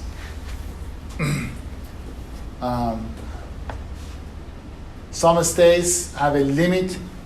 If they take it to the court, say I wasn't appropriately treated, there's a cap on it. But if they take it to the federal court that they denied my constitutional right and they should have known and intentionally they didn't give me that level of care, there's no cap on it. They could charge sue for $10-20 million. But in circuit court, there's a cap in most states, including Virginia.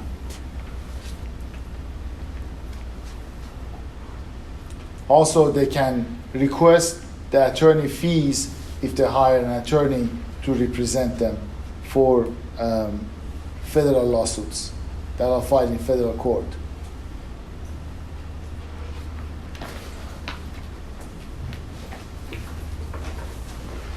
Medical negligence claim, that means somebody blood pressure is 180/100 and they get a medication, the nurse doesn't check back on them, and the blood pressure after 2 hours is still 170/100, they still have headache, and they mistreat the patient with another medication, or they don't call the doctor, they call the doctor late. That's not violating somebody's constitutional right. They're providing care, they're just not providing the correct type of care in a timely manner. That goes to the circuit court. But if they say, 180/110, you have headache, who cares? Put a sick card request, I'll put you on doctor's schedule next week. That case says that the nurse should have known, because they have guidelines, nursing guidelines, and they had license that blood pressure with a severe headache is violating the constitutional right. If the inmate wait 1 week, 2 weeks.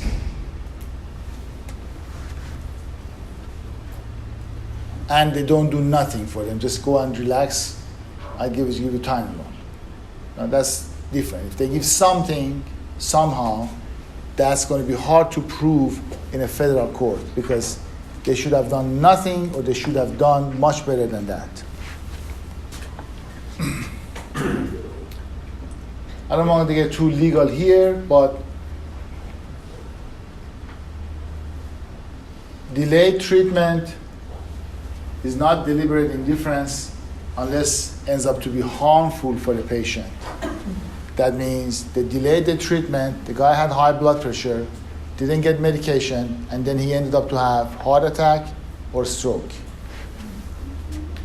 His heart attack caused him to go to hospital. They opened up his chest. They did the open heart surgery, or he had a stroke. Half of his body is crippled the rest of his life. That's a serious damage, irreversible damage they suffered, because we missed to give them blood pressure. Now when I go to booking, my favorite department, I look at, how much was the blood pressure? 190/120 when they arrived. Was he referred to see a doctor or not? If not, why? A stethoscope was not working in the doctor's office. The doctor comes there 1 hour a week for 400 inmates. He doesn't spend enough time there. There's not enough nurses to schedule stuff for the doctors. They don't even have nursing guidelines to know when to refer the patient to see a doctor. All of those scenarios. He said, I have headache. I'm short of breath. He told the officer. Then they go and look at the officer's notes. What did the officer do with that information? Did he notify the medical or not?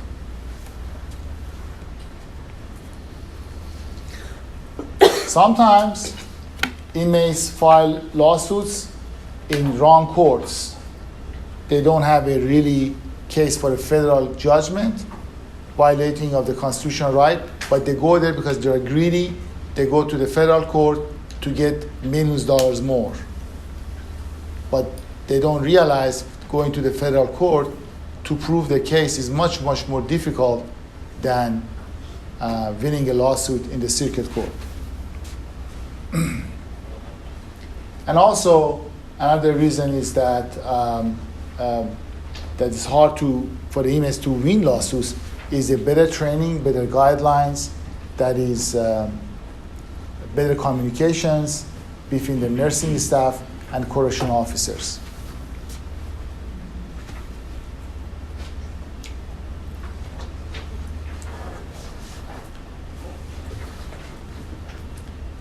We should not delay care for the cost of treatment. That could become much more costly when the jail loses the lawsuit. Elective treatment doesn't mean it's unnecessary treatment. If somebody has gallstones, lady who grabs her belly and she's in pain, she should have had elective removal of gallbladder, but if it didn't happen, it doesn't mean she doesn't have a serious medical condition. She could come to the jail and that could act up. The jail, knowing that they know that, because they got the medical record from outside on arrival, and they know that he had gallstones and has been to ER a couple of times. Now it's so serious, she has a high temperature, you cannot touch her belly. You can't say, oh, that was an elective cholecystectomy, taking your gallbladder, why should I do it in the jail? But in that condition, that gallstone has turned into become a serious condition. You see? So elective doesn't mean no surgery. Always. It could be something in your belly, in your chest that should have been addressed. Somebody has chest pains, has coronary artery disease, now is short of breath, has severe chest pain. Now he needs surgery and they have chest pain, they have to go to hospital. So the more proactive we are, those detrimental medical conditions are less likely to happen while the individual is in the jail. The more proactive we are. How can we be more proactive?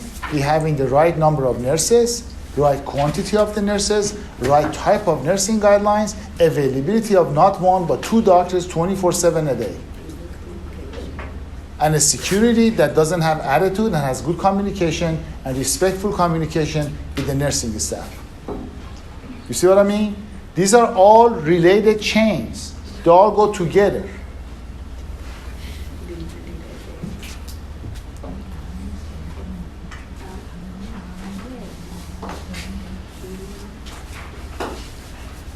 I told you about the admissions, initial screening by the officers, which is very limited.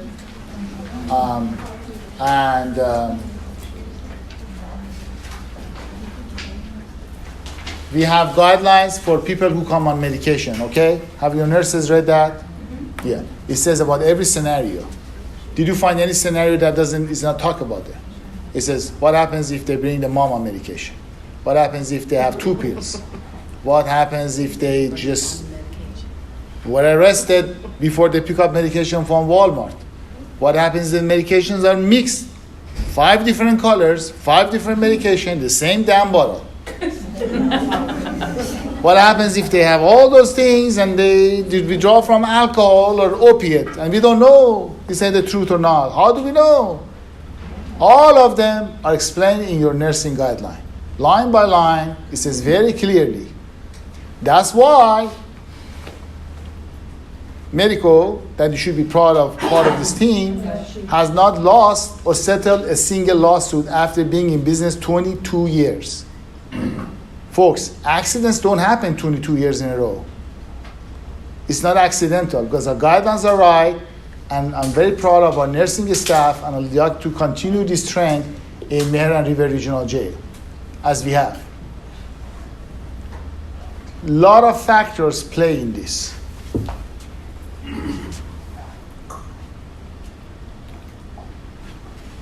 Don't worry about this abortion part. This presentation, we're going to do this in about 2 months for Virginia trial attorneys.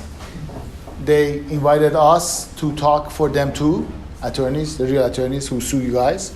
They invited us to speak for the Attorney Association of Virginia. So we have to talk about those things, elaborate on those things more. Some states allow you, let the jail not to pay for abortions. Some places they, not even states, some facilities and local judicial system have awarded the right to the jail to deny abortion, elective abortion. Sometimes they say, no, it's the constitutional right, you have to pay for it. There are cases for both.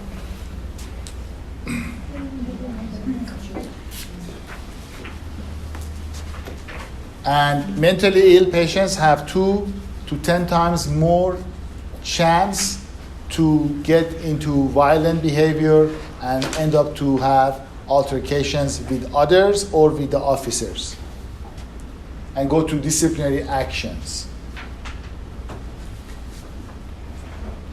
Also, mentally ill patients have higher incidence of having comorbid conditions. Comorbid conditions are, generally speaking, liver problems, heart conditions, kidney problems, seizures. Those could be comorbid conditions.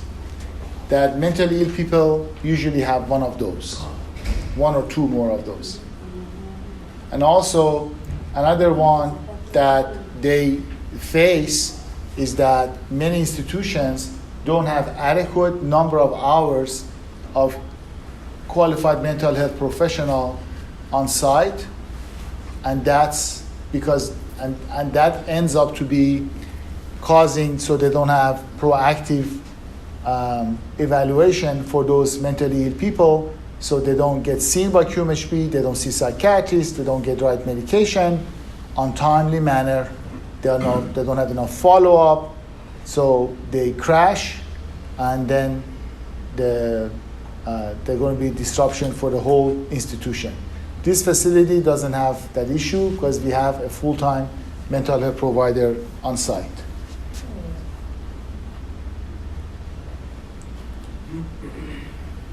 Inadequate or lack of training of correctional officers, that's why we have you guys here, and that's why Mandy is going to talk to you after lunch about mental illnesses and serious mental illnesses and suicide prevention both.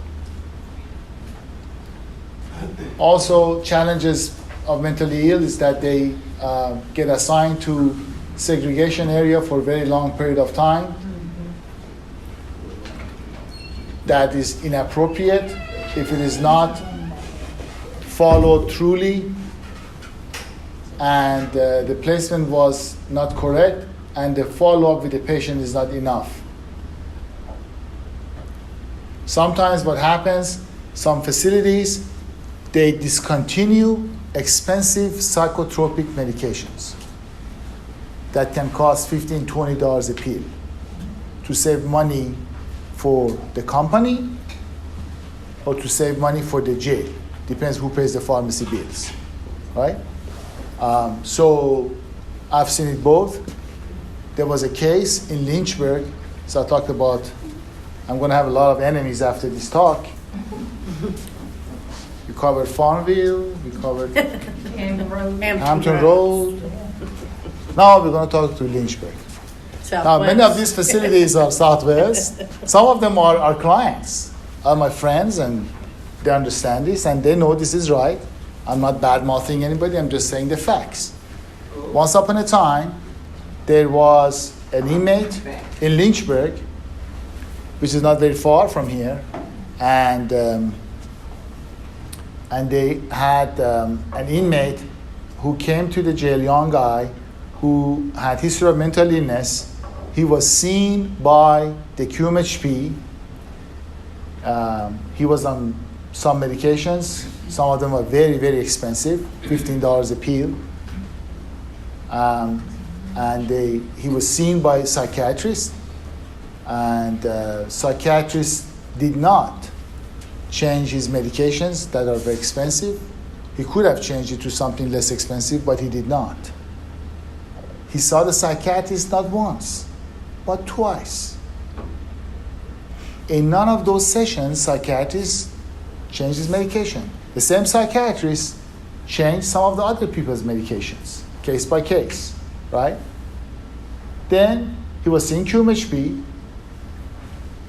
He didn't say nobody's going to kill himself, but he killed himself. His father wasn't your typical inmate father that you see here or anywhere else.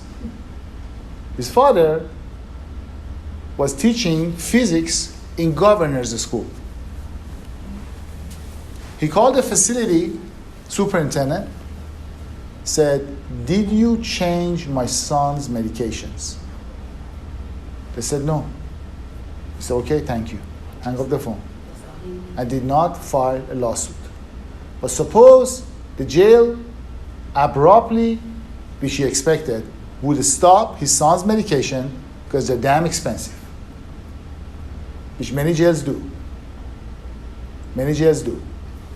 Not in our jails, not under my ticket, but many jails do. We cannot afford to stop people's medication abruptly just because they're expensive. And that expensive medication are usually what? Psychotropics or HIV.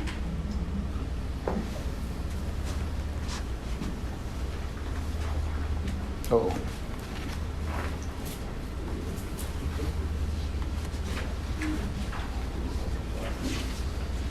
We cannot use force to be punitive.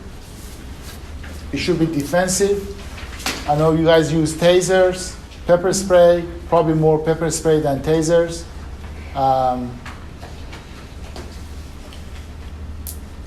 We should get outside records for mentally ill people, because if then you know what kind of treatment they have received and responded, how, if they have records.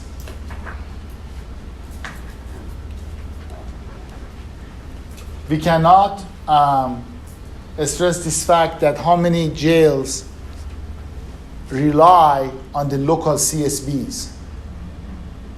Before this regional jail, this beautiful regional jail was built 6 years ago, all those counties that are part of here, they were 100% dependent, most likely, or 90% on the local CSBs. Who here used to work for one of these sheriffs here? Okay. Did you, from what county, sir? Mecklenburg. And did you rely on CSB? Yeah. You don't have your own QMHP, right? How about you, sir? What county you were in? Mom? Mecklenburg? Same? Okay. That's one of the reasons we have these regional jails, which I'm a big fan of it, is these things that they put all the resources together, and now we have a full-time QMHP. Now Mecklenburg and Dinwiddie and a few other counties they're part of here, they can enjoy that.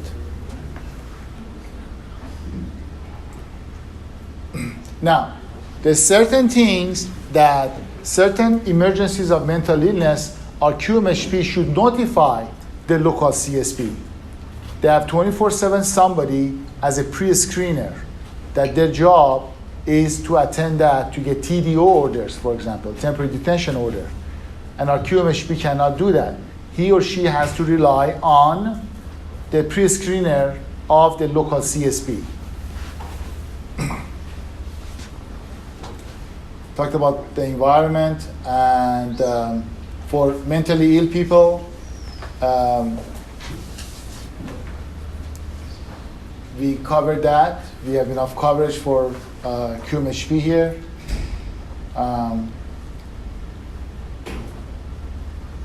We do update our nursing guidelines every year and mental health problems every year. We update that for all of our facilities, because rules and regulations from time to time may change. Our experiences changes.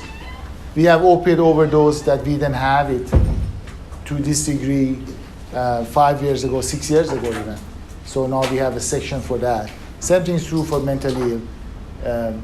Legislations make change for type of the mental services, health services that inmates should receive in jails. Tasers and any punitive action, disciplinary action thing, device should be used to put the place in order, not to be punitive and hurt the individual. And that's more frequently used against mentally ill people. Mentally ill patients are more sensitive to these devices, and they may exaggerate their mental health condition. They make it worse, much worse than what it is. Just like alcohol withdrawal, somebody who has mental illness withdraw from alcohol can exacerbate, increase the way the mental illness can show itself.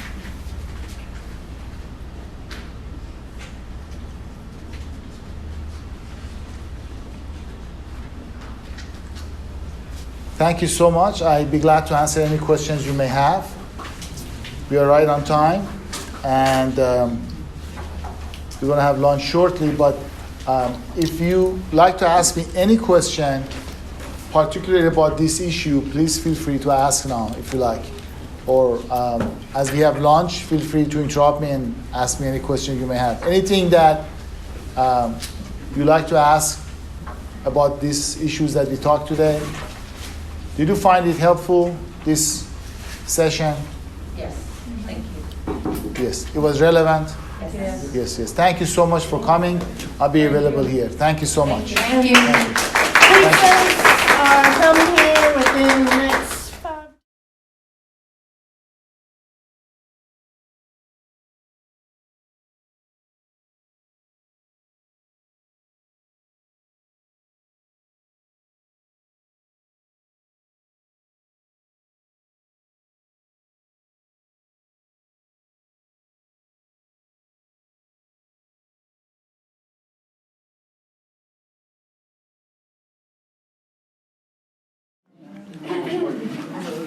All right.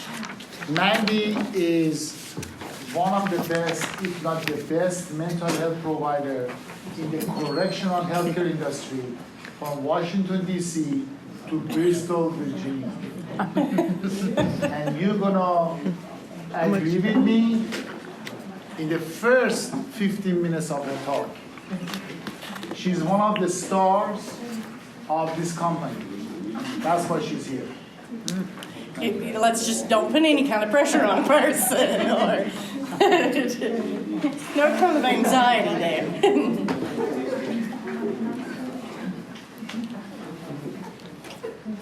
All right, so this half is about high-risk mentally ill patients, high-risk mental conditions, mental ill conditions, and situations in the jail. So at any given time, again, feel free to interrupt, to ask a question, to give an experience, and I'll be happy to talk with you about it, and we can discuss it during this session. Just before we start, one thing about mental illness, how Dr. Ofog said about medical, is 2 times 2 is not always 4. Sometimes it's 6, sometimes it's 8, sometimes it's 10. Very much the same for mental illness. Whereas, like with a medical condition, let's say somebody has diabetes, you know that because their blood sugar can tell you that. You treat it with insulin. You treat that condition in that way. With mental illness, there's not a lot of fact, evidence-based testing and availability of criteria to determine if someone truly has a mental illness. So certain things, as we talk about this, like people that are hearing voices. Well, you and I can't tell if they really and truly are hearing voices. There's no testing that you can do to determine if somebody really truly is experiencing hallucinations. But there are a lot of techniques that we do. In mental health treatment, there's medications that we try different ways. So it's not an exact science. And for that reason, that it also creates some problems in trying to discover ways to help the inmate patients that we serve. So always welcome to feedback. But first, let's talk about the prevalence of mental illness in jails. Historically, in the 1800s, late 1800s, think about history, you had insane asylums, right? Where people who had a mental illness, who were crazy, would be placed in an insane asylum, and that's where they would spend the rest of their lives. Well, in 1955, late 1950s, early 1960s, they began to develop medications that would help to treat psychotic behavior, Thorazine. So it would tranquilize a person, it would help to take care of the hallucinations they were experiencing. This was an experiment in deinstitutionalization. So people began to move out of the state hospitals, psych hospitals, insane asylums, and into the communities. Because the goal at that time was, let's deinstitutionalize and integrate back into community, with the hope that this person could have a bit more beneficial life, become more productive citizen in the community. Well, the problem with that is that the availability of community resources wasn't there to help treat the problems. We still have that problem today. So what you see is that in 1950, there were about 200,000 beds for in-state psychiatric hospitals. Now, it's much less than that. It's about 10,000 psychiatric beds in the nation. And where did those people go? People who had, exactly, they went to jail. Because think about it, people who have psychotic behaviors, who see things, hear things, they act bizarre. And oftentimes become homeless. So when they're out there, they encounter law enforcement much more regularly. So people with a mental illness will get arrested, most likely because they've been a nuisance more than they have been real true crimes of violence toward other people. A lot of times it's the interactions with other people in the community, trespassing charges, domestic violence charges. Things like that are what mentally ill people get arrested for more frequently. So now, if you looked at it in a bar chart, that the numbers in the jail and prison of mentally ill is way up here, and the number in the mental health hospitals is way down here. So if you think, Central State has a couple hundred beds for psychiatric beds. That's all. That's much less than it used to have around the nation. Many psychiatric hospitals have closed. So what does that mean for us in Virginia? Well, every year the Compensation Board puts out a survey that all of the regional jails, local jails, there were 52 jails that provide data to this survey. And they give us number, and we generate that as a report as to mental illness in jails. So what does it tell us? The most recent report was November 2017, so we'll be getting another one soon. But in that time, there were, in the Commonwealth of Virginia, there were 27,477 inmates in those 52 jails. Of that population, there were 7,451 who were mentally ill. So that is about 18%. It has been hovering for the last several years, right around that statistic, but it is creeping right up pretty regularly. We all know that. We have all experienced that. When you take a look deeper at that, that represents 28% of the female population and 15% of the male population. So we see more mental illness in females who are incarcerated. There were about 18% that were housed in isolation, segregation, restricted housing, special housing units. So 18% of the mentally ill population that is incarcerated are isolated. And as we heard Dr. Ofog talk about, one of the risks and when the common things that happen with lawsuits with mentally ill people is that people who are housed in isolation have a more difficult time. About 13% refuse their medications. And about 60%, 60% of the population have a co-occurring addiction, a drug or alcohol problem.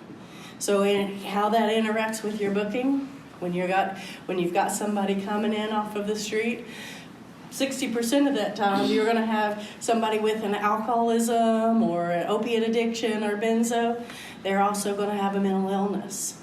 It's very difficult to determine which came first. Did the addiction come first and then that turns into some mental illness, or did the mental illness come first? But the fact is that we're struggling with people who have multiple disorders. Now, one of the most high-risk situations that you will have in the jail, along with alcohol withdrawal problems, suicide is the other number one reason for a lawsuit. So this is your number one risk for mental illness. What we know about that, the statistics that have been collected, is that 48%, so almost half of the suicides that take place within the first week of incarceration. Even more than that, within the first 72 hours. That's your critical time. So your booking assessment, your intake, your most critical time. There are warning signs to suicide risk. Here's what I would say more than anything else. Take every single one of these warning signs seriously. We see people who are recidivists, who come in and out of the jail, and we know them from their behaviors while they're in the jail. Oh, that's just Joe. He is always like that. He just says that because he doesn't want to go to housing. Take it seriously. If Joe says he talks about wanting to die or having no reason to live, place Joe on suicide watch. In all of the jails that we work in, our recommendation and what happens is that anybody can place an inmate on suicide watch. An officer, a nurse, a jail staff member can place an individual on suicide watch. Only the QMHP or the psychiatrist could take that individual off of suicide watch. So my words of caution here are, I have experienced when an inmate, when you're trying to place them on suicide watch, no, I didn't really mean that. I don't want to do that. I was just saying that.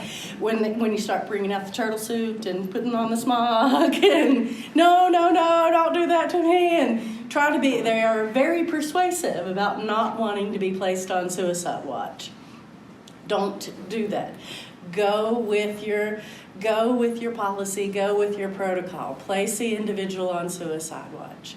Allow the burden of whether or not they should be removed to be placed on Mr. Green. Let him be the one to shoulder that burden. Mr. Green, your QMHP, will be the one that can say he can take that liability, because that's what you've done, your due diligence. You've treated it seriously, you've placed him on watch. So what might you see? Talking about wanting to die. They might alter the environment, cover the window, put toilet paper over the window. They might try to hold back their razor, or give you a razor back with a gum wrapper or something in it, right? So it looks like it's a razor, but they've held it back. So you're being very careful with your sharps, what you've got for sharps when you give out. If they start tearing bed sheets, start looking like they're doing something with the bed sheet, your rounds are there for you to be observant upon their behavior. They watch us a lot of times way more than we watch them. So they know what our behaviors are. They know if you're if you're a person who, what your habits are. Okay, Miss Jones just walked by here. I know that it'll be exactly 30 minutes on the dot before she does her round again. So a lot of times the suicide attempts are planned based on your behavior. So be mindful of that. People start, they might even try to alter the suicide smocks to strangle themselves. I know that I've seen quite a few very creative ways that people try to harm themselves. Some most recently have been things like we had a female that was suicidal, and hers was more of a behavior, where a personality disorder, where this was happening with her. She's had a pattern of behavior where she tried to harm herself throughout her life. That type of behavior is normally formed because of problems in their childhood, really ill-formed relationships. But this woman would attempt over and over and over and over again. Most of the time, not serious attempts. Most of the time she's watching you, so she knows when she can, try to strangle herself so she won't, completely die. But she was on oxygen. She took her oxygen tubing and wrapped it around her, so we had to come up with different ways to treat her with oxygen. She was on suicide precautions and had finger food tray, but the finger food tray had a peanut butter and jelly sandwich wrapped in saran wrap. That wasn't a good idea, because she then took that saran wrap and twisted it and made it strong enough to try to strangle herself. She took toilet paper, got enough toilet paper to twist it, wet it, I guess, and made it strong enough to strangle herself. Now, none of these ways really, it wasn't necessarily going to make her die. It wasn't a lethal way. And it was close observation enough to where people responded pretty quickly. But somebody like that, when they do it over and over and over again, the concern becomes, it's the boy who cried wolf. We stop taking it as seriously. Here she goes again. Okay, it's almost like you got to be right there on top of them. I know you have people like that in this jail. I think I met one of them last night, just so. You'd imagine. Yes, I did. That's what I'm talking about. I met Mr. Johnson last night, so I know this is something that commonly happens here too. They start changing their mood or their behavior. Again, we have recidivists who are here over and over again, and you know them oftentimes better than their own family. So, Joe, he's usually very social. He likes to get out and play cards with the other inmates or whatever. But this time, he's in a cell. He's isolating. He just wants to be locked down all the time. He's not eating as much. He's not talking. Something's not right with him. I would encourage you to communicate. Everything that you have to offer is valuable. As security staff to the nursing and to mental health. As a mental health provider myself, absolutely what you have to say is valuable as an officer. You don't have to come and tell them and be totally right. You don't have to come with some, sophisticated diagnosis of what the problem is. Just come and say, something ain't right here. Go to Mr. Green. Go to your shift command and say, something ain't right here. This inmate is acting differently. You don't have to have the solution. You just have to be observant enough to call attention to it. Some people might try to hoard medications, cheap medications. Our psychiatrist that we use here in Meharon River is very skilled in correctional psychiatry. Over 20-some years of work in... Nearly 25. In 25 in Supermax facilities, Virginia Department of Corrections, Florida Department of Corrections. His whole career has been based upon correctional psychiatry. So he knows what games inmates play. He knows he knows that inmates will come to him and say, I want this medication. I want you to give me Seroquel. I want you to give me Wellbutrin. That's what you should prescribe to me. And if you don't, I'm going to get mad at you. And he is very well skilled at what medications are used for abuse. Oftentimes our psych meds are the number one med to abuse in the jail. So when people don't have access to drugs and alcohol that they've been addicted to, what's the next best thing? A mood-altering substance, which is a psych med. So, and a good example would be the Seroquel, which is, what does Dr. Arikin call it? Vitamin S. Susie Q, vitamin S. Oh, you want vitamin S, I see. I'm not going to dope you up and tranquilize you when you do not need this. This is not healthy for you. So, I mean, inmates get mad at him. And, right, Mr. Green, he's been cursed a few times, I'm sure. They'll be all right. Yeah, it doesn't affect him too much. But certain psych meds, like Seroquel, if you take that and you take enough of it, hoard it back, it has an effect like an opiate. Wellbutrin is another very commonly asked for medication, but if you snort it, it has a high effect like cocaine. So, these are used for bartering and trading. So there's part of psych meds that are manipulation, but there's also some that can be misused and suicide attempts happen. One of our other psychiatrists is very careful about prescribing a particular medication called amitriptyline that he's had individuals overdose on it. And that's commonly treated in the jail for pain medication. But if you hold that medication back and hoard it and take enough of it, you can die of an overdose. So the important piece here, again, is communication. That the nursing staff who are conducting the pill call and the security staff who are watching the pill call happen and seeing that if people are cheeking, nurses are noticing he's holding back his amitriptyline. He's trying to cheek that.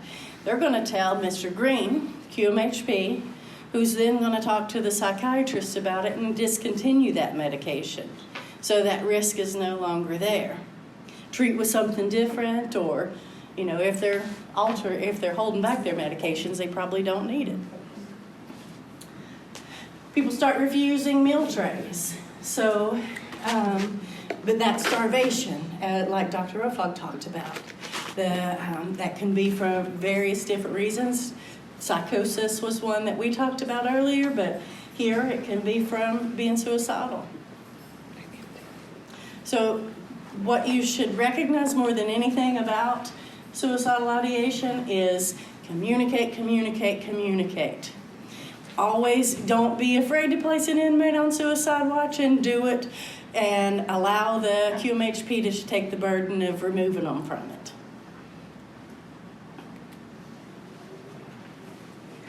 This is non-suicidal self-injury.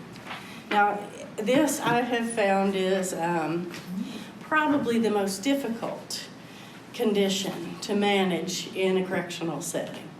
Well, honestly, not just in a correctional setting. I've worked in psych hospitals too. It's equally as difficult to manage there as well. I've worked in residential programs and outpatient programs. It's equally as difficult to manage there too. So this is one of the most, it's probably one of the most frustrating and challenging tasks, because this is typically self-injury that's not lethal. So whereas a person who's suicidal might cut here, this is the person who cuts here. So they're not necessarily going to die right away, or they're finding other places. They cut on their thighs. They cut in places they can cover or hide.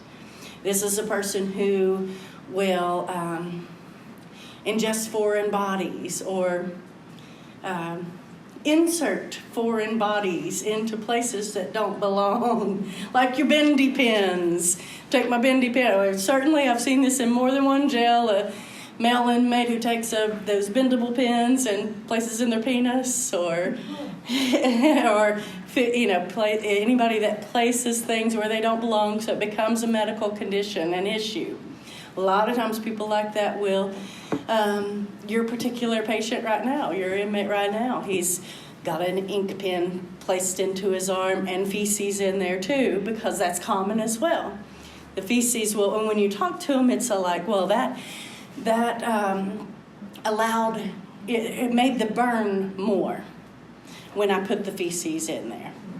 So there's, that element told me, okay, there's a piece of the pain that he enjoys. And this is the most often asked question, why? Why do they do this?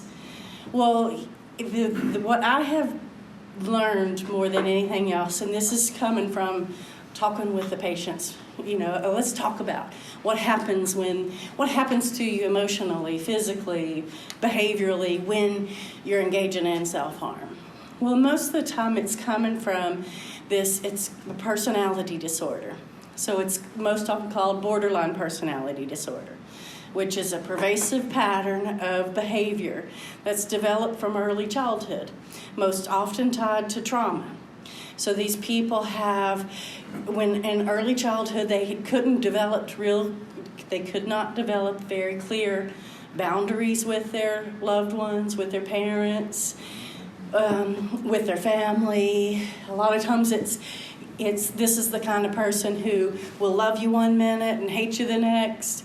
The type of person who, when you come on shift, it's, oh, Miss Smith, I love you. You're the best nurse here. You care so much. Nobody else cares about me like you do. And I love it when you work this shift, Officer Jones.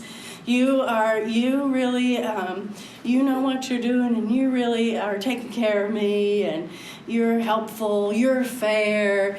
And then by the end of the shift or tomorrow's shift, I hate you and cussing at you and doing whatever they can. So it's kind of this relationship of, let me hurt you before you hurt me. Those unstable childhood, never really able to get it stable, so I'm going to sabotage anything good that I could possibly have.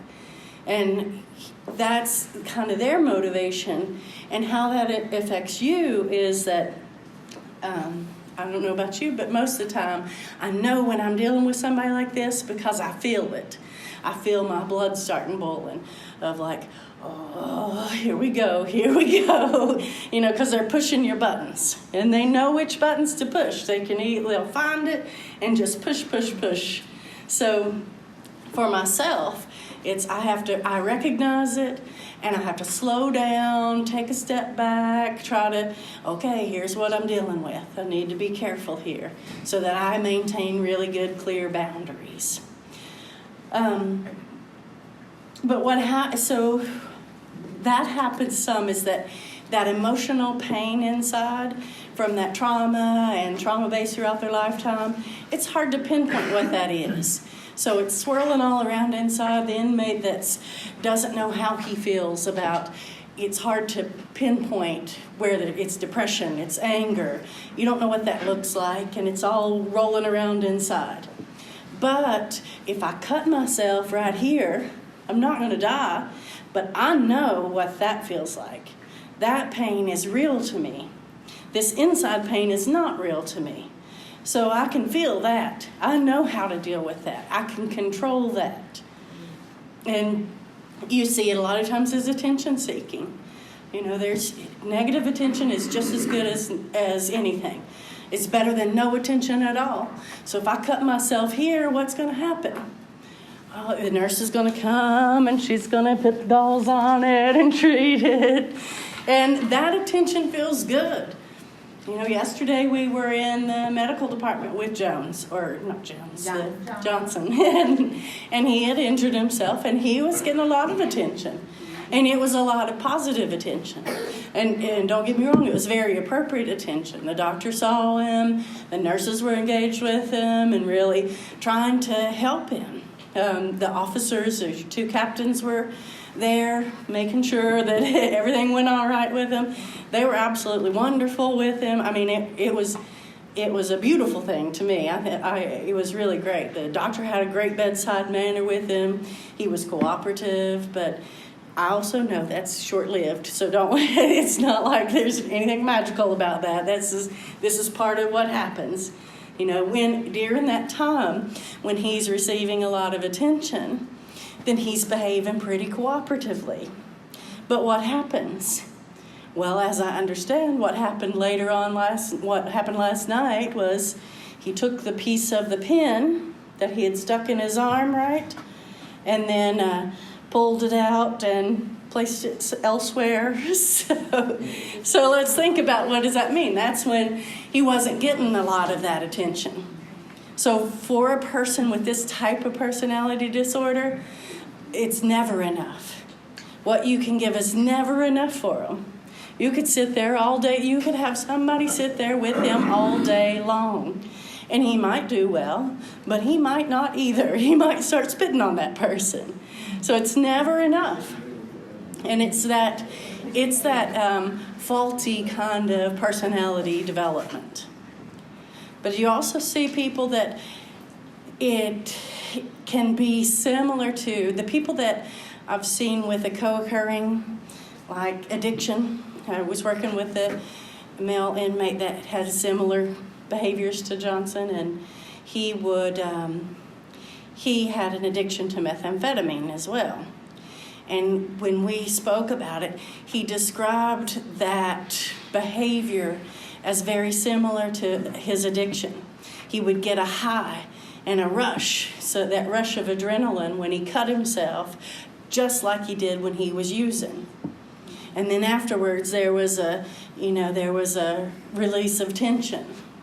So it's a very interesting yet challenging condition. So they do it for all of these reasons. Sometimes it's to escape from an intolerable situation. I know that if I cut myself and I'm in a housing pod and I'm not getting along with the other inmates that are in there, I don't like my cellmate, if I cut myself, and then I'm going to get myself on suicide watch, and that's a way to check out, right? Like your backdoor check-in, do we call it that, too, of going into suicide. Manipulate staff for secondary gain. I'm going to show you psychiatry. I'm going to show you Dr. Arikian. You're not going to give me Seroquel? Well, I'm going to keep cutting myself until you get me what I say I need and what I want. Maybe they want better medication. I have seen people who like the finger food tray better. So they wanted to stay on suicide watch to get a different kind of meal. But while all of these factors can be motivating factors to do that, one of the things I would talk about here is how do you intervene in situations like that? There's not a lot of people that are struggling with this don't listen to reason very well. So when it's, why do you do that? Don't you know you're going to lose your arm if you keep putting stuff in it? And you're going to lose there's no consequence that's great enough for them. Negative consequences don't work for them. So there's nothing that will deter them that's negative enough. Think about it kind of like basic parenting. You have some kids, some children that will respond very well to, I don't want to get in trouble. I don't want to get a spanking. I'm not going to do that because I don't want to get in trouble. But you might have another kid who you could ground, you could spank, you could take away everything they have, and it still doesn't work. So it's similar to that. So what usually, and in this particular case, like with Johnson, that's what we talked about yesterday. So that's just the way he's just going to feed. He's going to feed off of that. That's the way he's going to always be. Yes. That's the way he's going to be. Yes, it's a pervasive pattern. The problem with it is there's not medication that treats it. There's not a medication regimen that, like you have somebody has schizophrenia. They hear voices and see things. We have medications specifically designed to treat that. Personality disorder, there's not. It's a lifelong pattern, and most people with that have to be in talk therapy, therapeutic environments, hospitalized frequently, and that's what's happened in this case. So why do they send him back to the regional jail? I mean, just asking, why? Yeah. If he's in that type facility and they know he needs that, why do they send him to a facility where that's not offered or not available? I think that Does he know who all is welcome there? there's a couple of things. There's a couple of points I would have about it. One is that the system often fails people like this. So while they don't need to be in jail. Like if you talk to him, he'll tell you that most of his crimes are all related to his mental illness. Now, I don't know if that's true or not, but it is true to him. That's what he said. So that's true to him, and he believes it, no matter if it's true or not. So he believes that he has been failed by a system. That frequently happens with people. They'll go to the hospital, and I certainly have had many, many patients in the hospital, Southwest Virginia Regional Jail. The county that is served there has Marion, the Southwest Virginia Mental Health Institute, and the Correctional Treatment Center. So we're fortunate enough to have that county like you are here. You have Dinwiddie County, which is the Central State. So what does that mean for you? That means that somebody that isn't even related to a crime on the street is mentally ill, goes to the hospital, becomes combative there, spits on a nurse, malicious wounding, those are the charges they're going to get. Malicious wounding for being combative with the nurse. And then they get shipped here, removed from that environment, the therapeutic environment, and shipped here to serve on those charges. And then we're going to struggle with him while he's here. We're going to keep sending him back to Central State, and they're going to keep sending him back as quickly as they can. Because it's not, a TDO, temporary detention order, is not treatment. They're not treating these people that we send there. So if we have to keep that in mind. We're not sending somebody to Central State to get therapeutic help, like therapy, and be fixed when they come back. It is truly what they see it as a stabilization. I'm going to stabilize him on his meds, get him stable enough, and bring him back to you. But I'm going to make it as quick as I can. Do they still serve their time when they're being TDO'd, or does their time stop? My understanding, when you're in a hospital, that your time does stop. Not in his case. But not in his case, yeah. But even when that happens, think about that. You would think for you and I, that would be a deterrent. I'm not going to cut on myself to go to the hospital because I'm just going to have to stay. He told me he didn't care. He doesn't care, yes. And that's usually the case. Remember, that's a negative consequence. And it doesn't matter how many negative consequences you place on somebody, you're not going to be able to affect change. But the other piece to that, too, is at the hospital in Southwest Virginia, where I was getting up there, we were having the same struggle. Same inmates over and over and over again. And what was happening? The hospital said, I'm sending him back. I don't know why you all can't watch him more. How was he able to get something and place it in his arm? How was he able to get a hold of a razor and cut himself? And we at the jail were going, we're sending to you.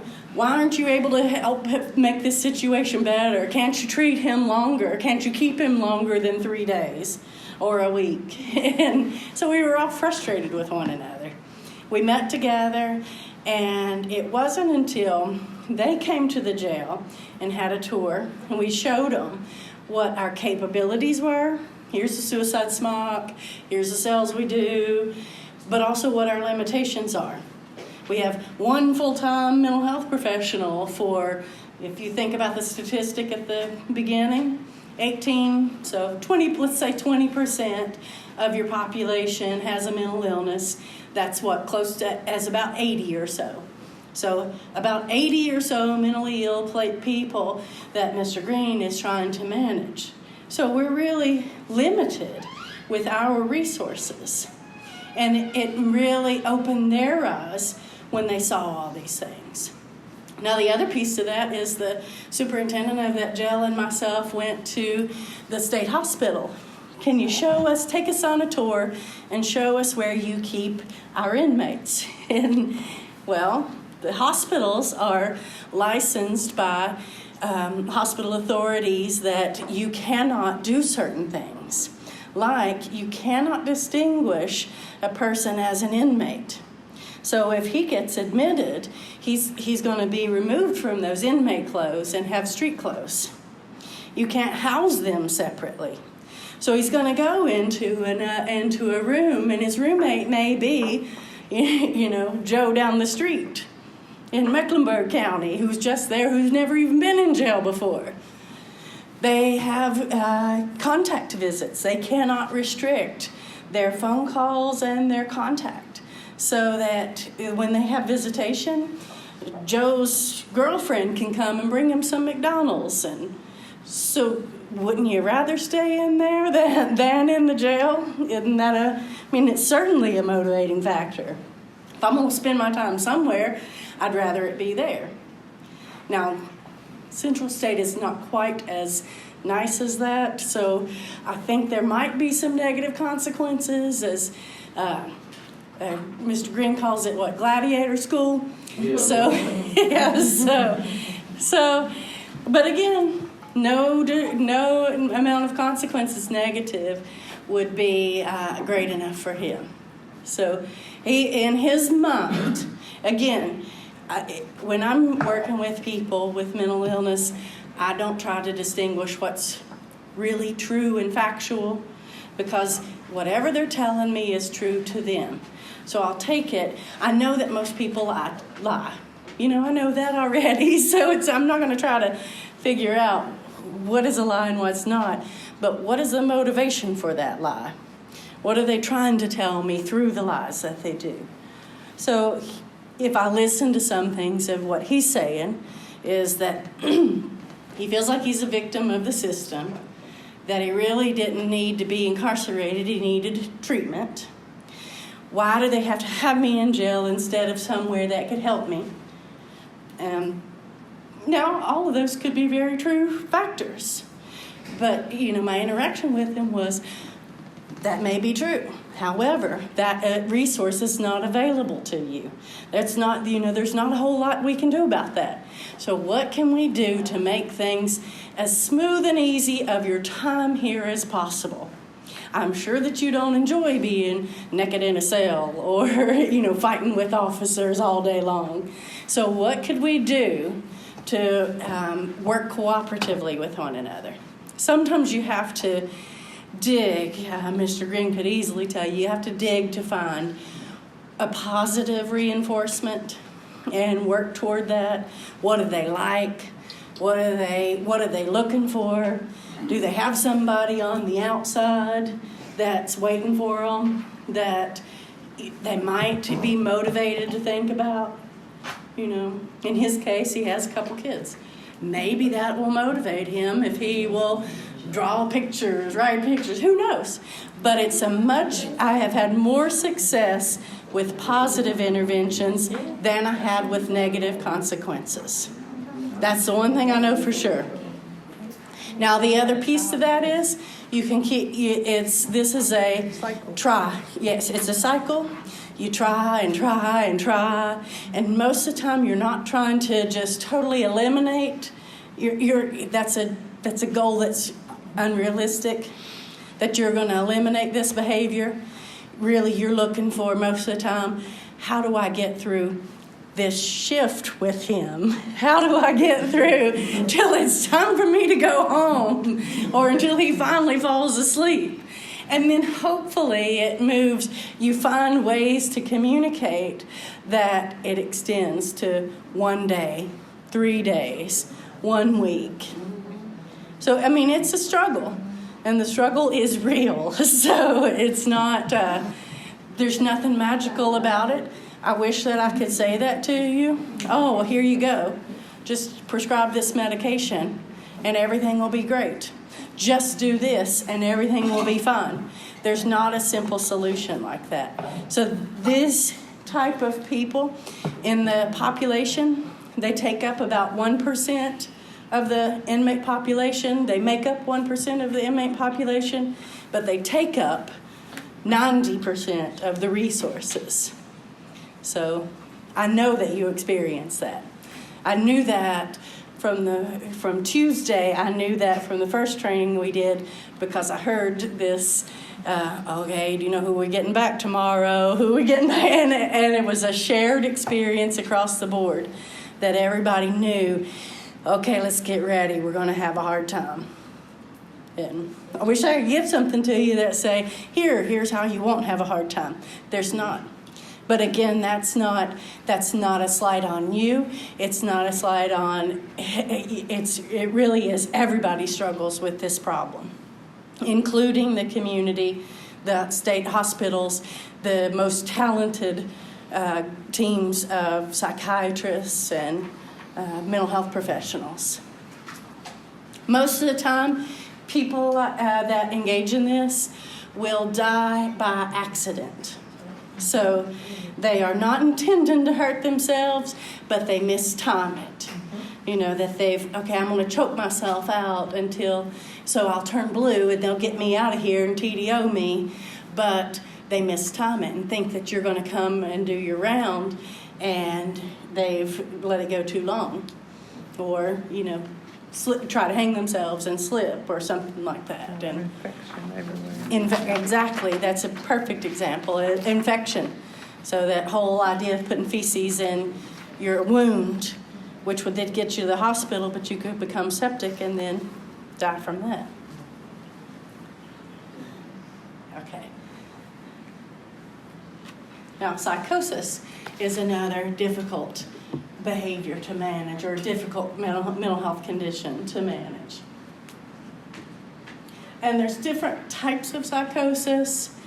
Delusions are false beliefs, and in spite of logical proof to the contrary. So I think that the FBI is out to get me, or they're monitoring my behavior. This feeling that I have in my tooth is the radio waves are tied directly to the FBI. Or I think that Officer Jones has put a transponder in my head and she is telling me what to do. And she's shocking me. So it's an unreal situation, but there's a belief with it. Often what comes is paranoia with that. So the paranoia that comes with it is, some good examples are, I feel like all the other inmates are going to jump me, and the officers are in on it. So they're going to wait till it's the right time at night and the right shift is on duty, and the officers are going to unlock that cell door and they're going to come in and jump me. So I had one inmate that really truly believed that, and put shampoo on the floor, so they had to make them slip when they come in. Or would order $100 worth of commissary, right? Honey buns, you name it, whatever. And then commissary delivers. It's that paranoia that I'm being poisoned. The officers are letting this be poisoned. I'm going to flush it all down the toilet. So flush it all down the toilet, flood the cell. So those are the kind of common paranoia that comes with that. Hallucinations. That's seeing, hearing, smelling, tasting things that aren't real. That's seeing the little green men. That's, hearing voices that are telling me to do something. a lot of people have the voices where they hear that tells them to hurt themselves or hurt somebody else. Frightening voices. Sometimes it's not so frightening, but most often it's voices that are loud and frightening, and that causes these behaviors to go wrong. Disorganized thinking, jumping around from one topic to another, giving answers unrelated to the question. You had an intake you were doing yesterday at Ramisha with a patient that said, "What?" You ask them a question. Okay, can you tell me what today's date is? Well, yesterday I went on the bus, and then when I got to the bus, I went off to Mary's house, and I got a piece of pie. So you're going, what does that have to do with what today's date is? I think your guy said, you asked him, what'd you ask him? We were trying to draw his blood, and I said, can you draw your blood? He was like, I can read and write. Yeah. All right. So you hear that? And she's, okay, I'm going to draw your blood now. Tries to draw his blood. I can read or write. So it's nothing. It makes no sense whatsoever. And you're trying to gauge what does that mean. Disorganized behavior. That's the people that might strip down naked and run around, or wear a wool coat in the middle of summer. So now the good thing about this type of disorder is it's pretty well documented ways to treat it. So there's good medications are readily available out there that treat psychosis. The problem with this is that one of the statistics we had in the beginning was, I think it was 6% of people are 6 or 13% refuse medications. So sometimes that's where we have problems with psychotic individuals, is that they'll get very stable on their meds, but then they might start thinking, becoming paranoid again, that the water's poisoned, or these medications that you're giving me are poison, so I'm not going to take them anymore. Your interactions with people who are psychotic and people who are mentally ill are very, very important. It's different than your typical inmate. It's different than you and I. How you as an officer or as a nurse interact with mentally ill is going to be very different than how you're going to interact with somebody that doesn't have a mental illness. That's part of this topic too, which is now. So things that you have to pay attention to is your nonverbal communication. Like your personal space, your body language, your eye contact. So people, if you think about an individual that's experiencing psychosis, who thinks that he's being poisoned, and he thinks that you are in charge of this whole conspiracy to poison him and keep him locked up, then he's going to be very suspicious of you and treat you differently. You may not know anything that he's even thinking any of this, but he may choose just to target you just because it's going to be you that he decides. No rhyme or reason to it. But you have to be very careful about how you interact. So if respecting body space, personal space, if I'm right here, this close talking to you, that's a whole lot different, isn't it, than if I'm back here. So it's less intimidating, it's a little more comfortable. We all have our bubble, right? Usually about right around in here, so being respectful of that. People with mental illness don't always respect that either. You notice they're oftentimes very close talkers or get right up on you sometimes, so just try to be mindful of that. Your body language, like you could be perceived as angry, or he hates me, so I'm going to have to get ready to fight because this mentally ill inmate might get on the defensive because he thinks you are out to get him. If you're the type that will, stern face when you're doing rounds versus an open kind of neutral face. It doesn't have to be smiling and happy, but it can be neutral, of just open hands, that you're not you're not perceived as a threat. That you're just, your face shows that you are perceptive, that you might be open to hearing them.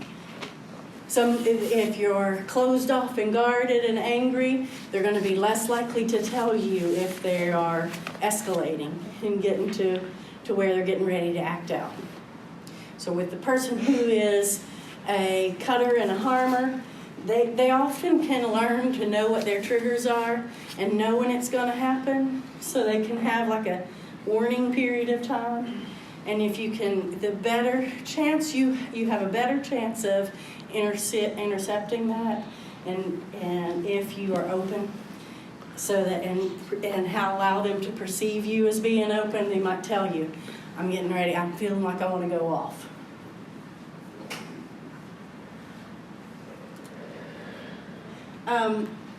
Some techniques. This is certainly nothing. You have your defensive tactics. This is not defensive tactics. This is well before anything like that happens. These are simple little things, verbal communication that you could use that work okay with dealing with mentally ill population. Think of this as similar to parenting skills again. I know that these are simple things that you can try to implement, and it might help you a little bit along the way. So especially when you're working in restrictive housing, special housing units, disciplinary housing, there's just 4 simple ones. One is exit and waiting, which is I'm gonna leave you right now. What you're saying is really not respectful, so I'll come back to you later on that.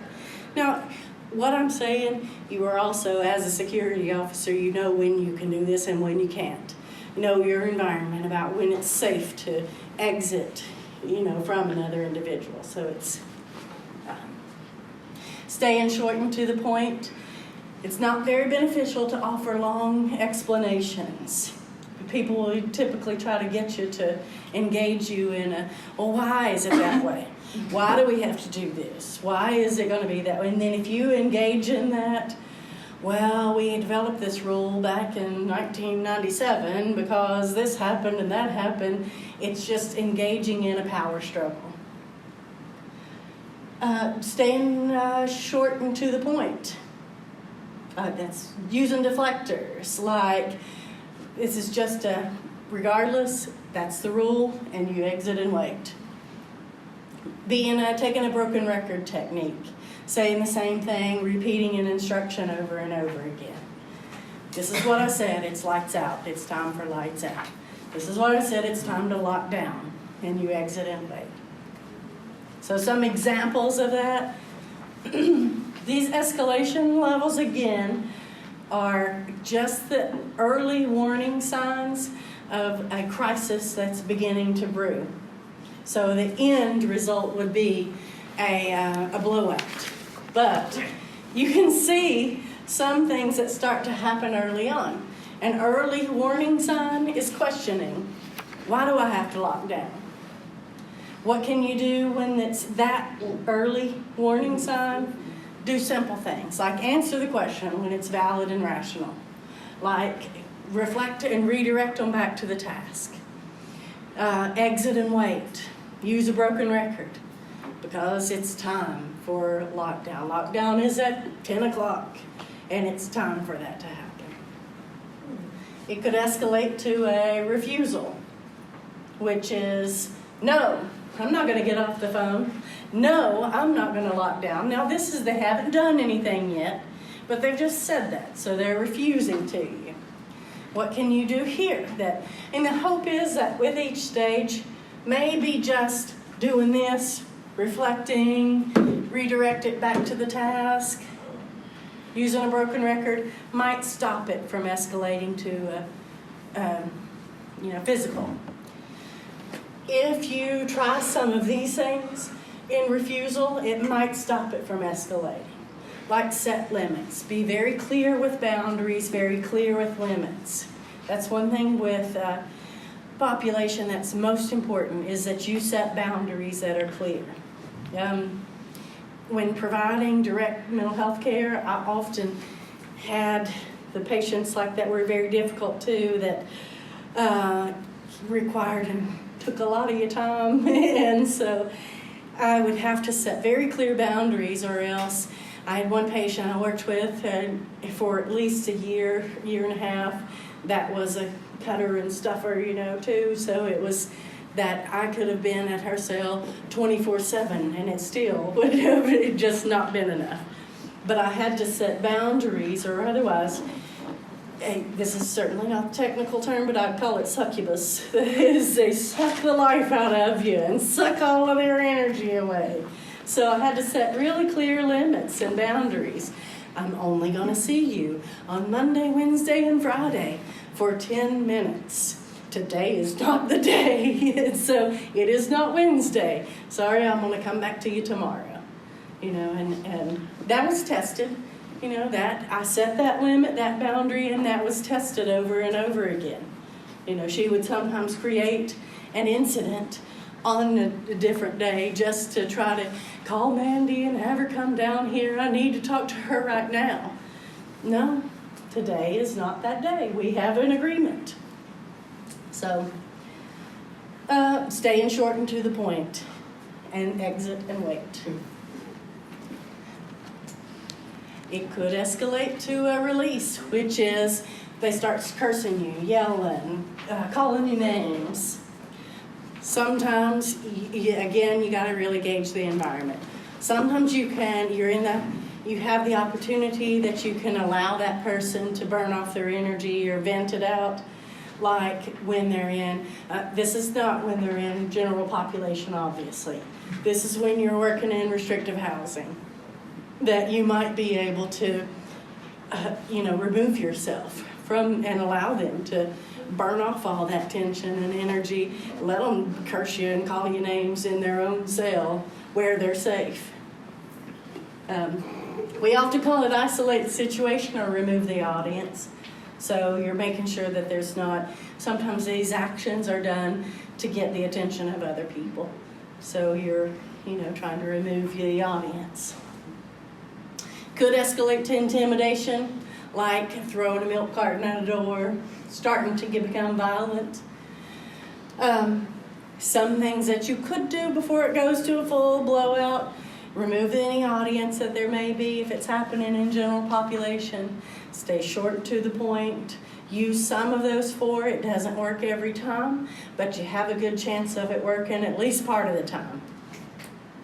And then sometimes when there's a tension reduction, when there is a blowout, maybe they did throw a milk carton or something like that at you, call you some names.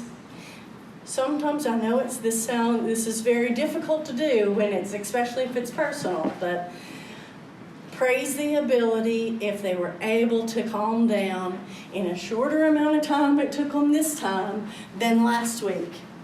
Last week, gosh, when you went off for days. It took, you were yelling for hours. You were banging your head for hours. Today, you were able to pull yourself together pretty quickly within half an hour. That's pretty good. I know it may sound unusual or strange or feel strange, but sometimes it really works with this population. What are some do's and don'ts? Do show respect. Do listen. Be consistent. Don't give lengthy consequences. Don't take things personally. A couple of things on legal issues with mental health. One is temporary detention orders.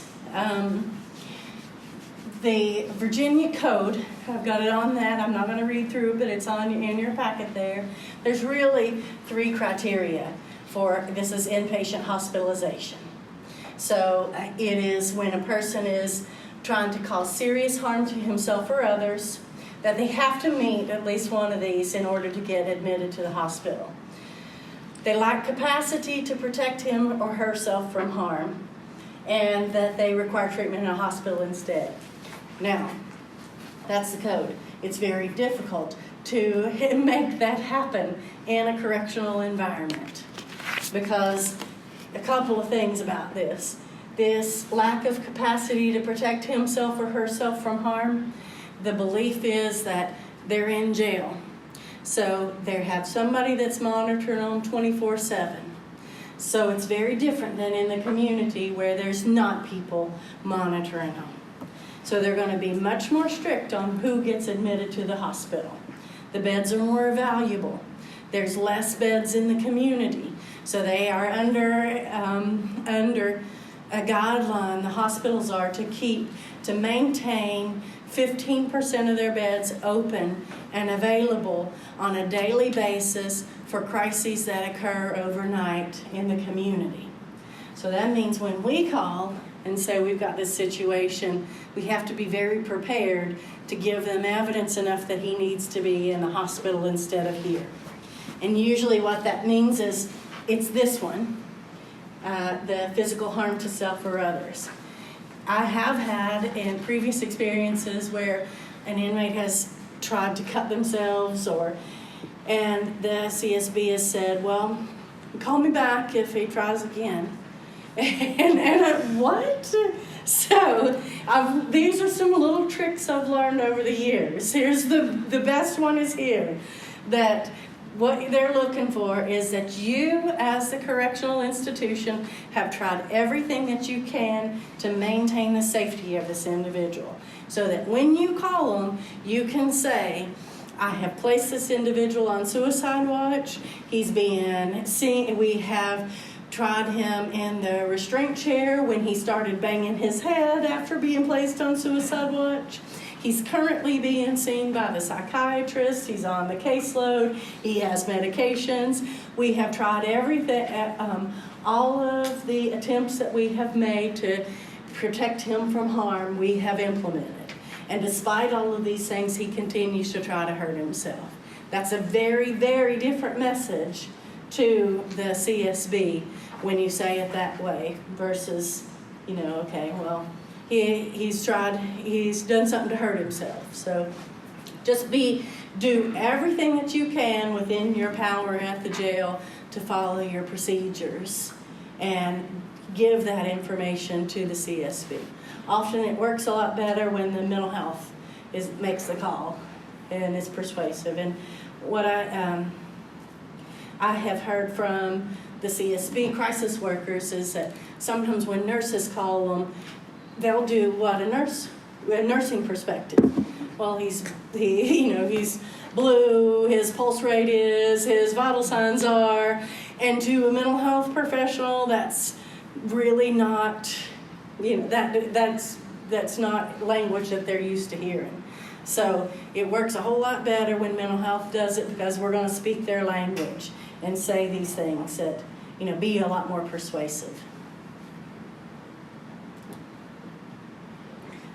Some litigation issues center around segregation and isolation. So just as Dr. O mentioned, that people who are mentally ill and who are isolated or segregated, they often have their symptoms of their mental illness are exacerbated when you become isolated for long periods of time and you are schizophrenic, you hear voices. It happens much more frequently when you're hearing those voices when you're by yourself in a cell. So doing checks and rounds are very important. A couple of cases as examples were in 2004, there was a case where an individual named Dennis Weaver called the 911 and he was suicidal. He was arrested though instead of hospitalized. We don't know why, but it happened. So at the jail, he arrived at booking, and at booking he said, the police who arrested him said, look, while he was at home, he said he wanted to kill himself. So the officers were aware of that. When he came in, they also heard him say, now it's time. They put him in a cell, in an isolation cell, with a blanket. And within 30 minutes later, he was dead. So the findings on that, they ruled in favor of the inmate's family, because this is what that deliberate indifference, what Dr. O was talking about, how they knew. There was evidence that the jail security knew that this person was suicidal because it was reported to them by the police. But in spite of that knowledge, they acted, they placed him and gave him an opportunity to kill himself. Shouldn't have been negligence on the police for not clearing them before they just put them in the jail? Or it's okay for them to pass the buck? Exactly, and I mean, you know, you'd think that why wouldn't it be held accountable for not taking him to a hospital either, but. So things that, some litigation issues with suicide attempts that are key important factors in lawsuits are if the inmate has previously threatened or attempted suicide, if that attempt is known, what is known, you know, the history, the information that is known is very important. If it was recent. So these things, these are all part of your questions in the booking. In booking, you have across the state, they mandated us to do a brief jail mental health screening. That 8-question for, you know what I'm talking about, booking officers, intake officers. It's a 1 sheet of paper, the 8 questions about mental illness, and if you hear things, or if you recently attempted suicide or being treated. They asked us to do that across the state so that we could pick up on these issues. Couple more cases. These two are related to jail standards. One was in 2000, Rosser versus Wadham County, and the county jail had a policy and procedure that said, okay, any suicidal inmate, or any arrestee, we're going to take any items of his clothing. Every arrestee that comes in, we'll remove all the items of clothing that could be used to harm himself. Shoelaces, belts, right?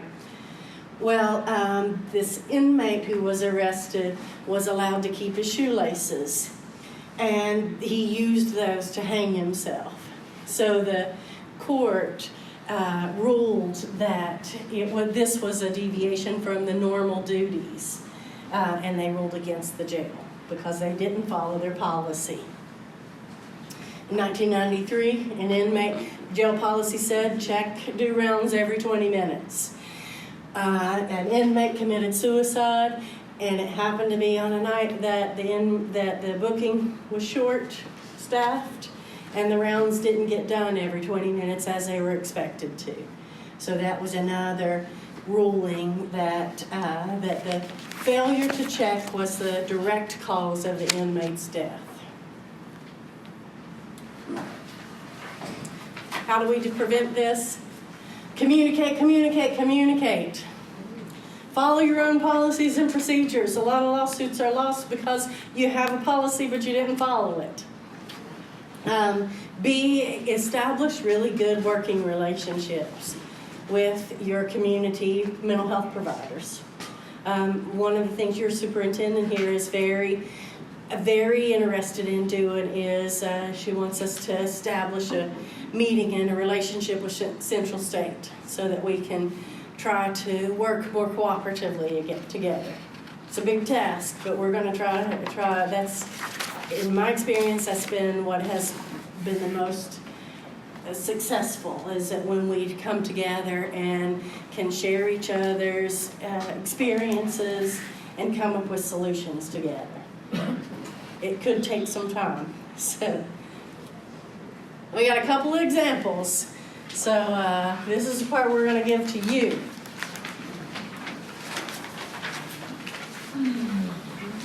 Okay. A 24-year-old black male is arrested for trespassing at a local church parking lot, disorderly conduct, by interrupting the worship services. He's booked into the jail in the middle of July, but he's wearing a thick wool coat. Answers to the booking questions are minimal or bizarre. States his name is Frederick Douglass. His birth date is May of 1874. He's placed in a booking cell for further observation. When his meal tray is given, he throws the food on the floor, smears it on the walls, and flushes it down the toilet. Says, "Y'all are trying to kill me. There's rat poison in here." What are the potential risks that could happen with this inmate? And what are the most appropriate actions? Bizarre behavior was a safety. Bizarre behavior, so a safety issue. What's he experiencing here? He's got some kind of psychosis Psychosis, or yeah. benzo. He could be benzo withdrawal. Or it could be benzo, so it's... So there's some risks, so potential safety risks. It could be related to psychosis. It could be related to benzo withdrawal. So what's the most appropriate action here? What should you do? If you're the one, this guy's coming into, booking? Comes into booking and you're the booking officer, what should you do with this? Give them the choices.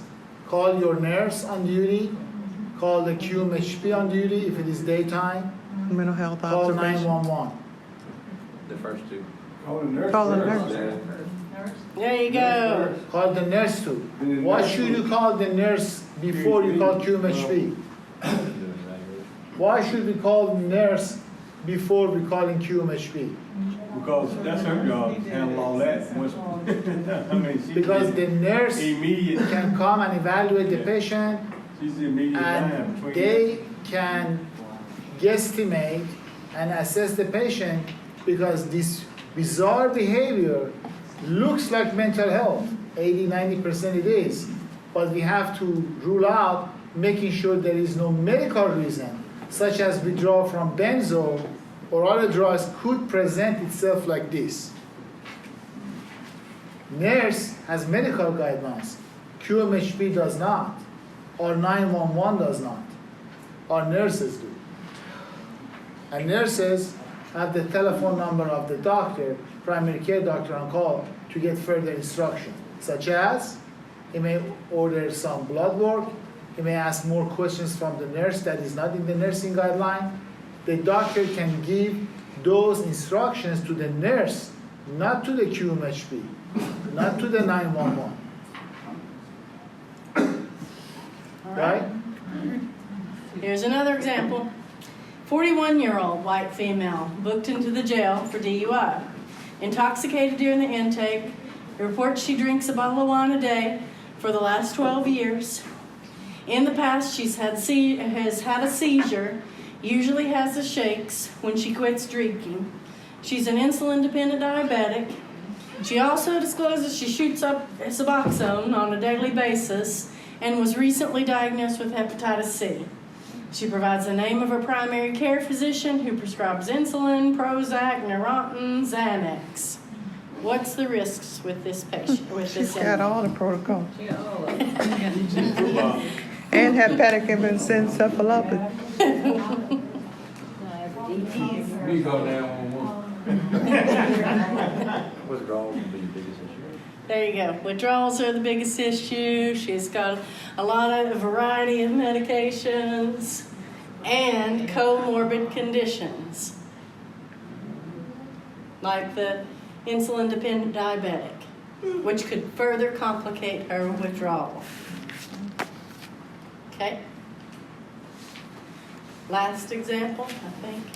Nope. That's why the nurse is asking what medical conditions they have, if they have any. Not just how much alcohol do they drink or when was the last time they drank. So we're trying to connect the dots together.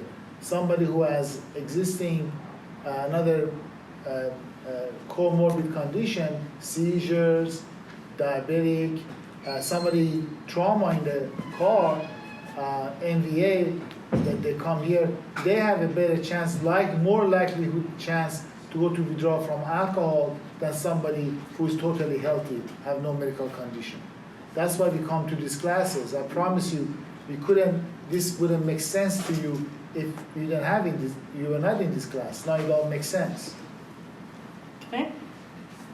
Example number 3. 32-year-old white male incarcerated for the past 4 months for charges of malicious wounding.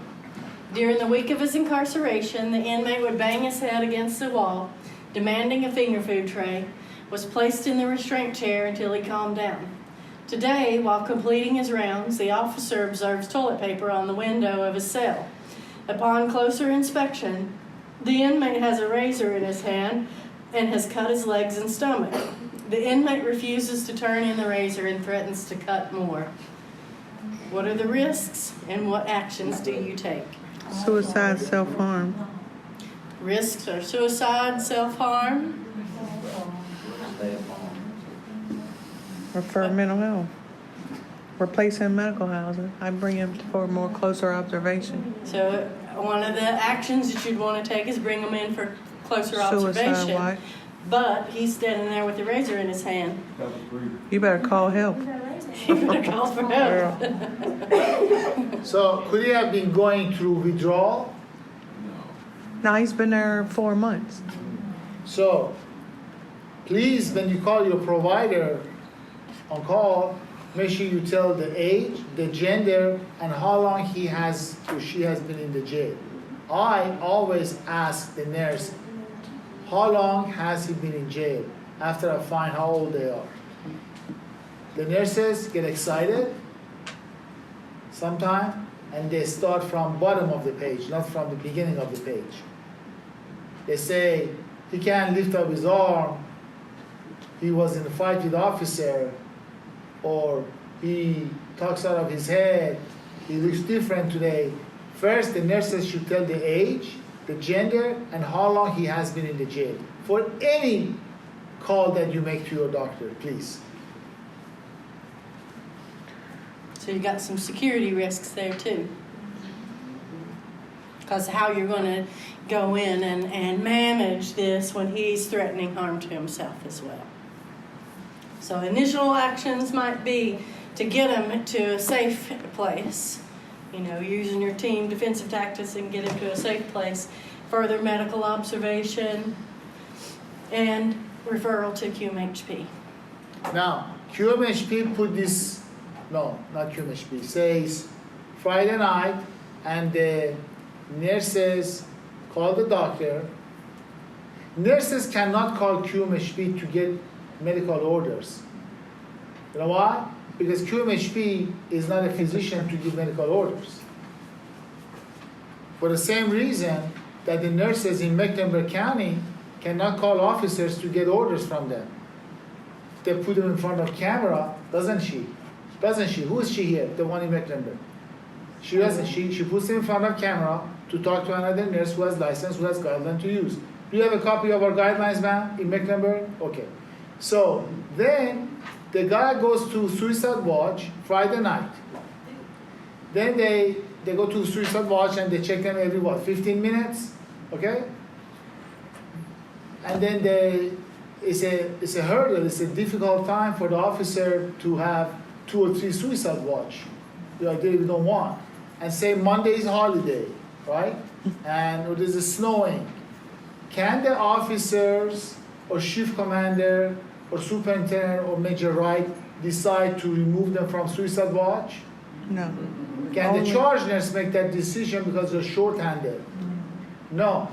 Everybody, not anybody, but the nurses or the QMH or the doctor or security can put them on Suicide Watch. But the only person who can remove an individual from Suicide Watch is QMHP. The other thing you might hear about this particular situation is we often hear, well, call a doctor. Can't the doctor just shoot him up with some Haldol or something like that? Get him calmed down, put him to sleep. Why can't we do that? Well, that's illegal. That's so illegal. There are, yeah. That's illegal. Yeah. That's chemical restraint. We used to put them on the Thorazine shuffle. Yes, they used to do that. Vitamin T. And now it's no longer, it's not legal. They can't even do it in the psych hospital without a court order. So they have to get a judge to sign off an order to be able to say, I'm going to chemically restrain this person, or even restraints in the hospital are much more difficult to do than they used to. They don't use straitjackets anymore. So that is beyond our scope of ability to do something like that.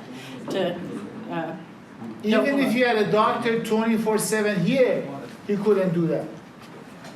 it's not only illegal, but it's also a bad practice of medicine. Because the psychiatrist or the doctor doesn't know what this particular condition is. He doesn't know all the specifics, and just making an order to, okay, nurse, go in there and give him an injection of Haldol and Benadryl, and he'll be fine. And I'll see him next time I'm there on Tuesday, since it's a Labor Day holiday.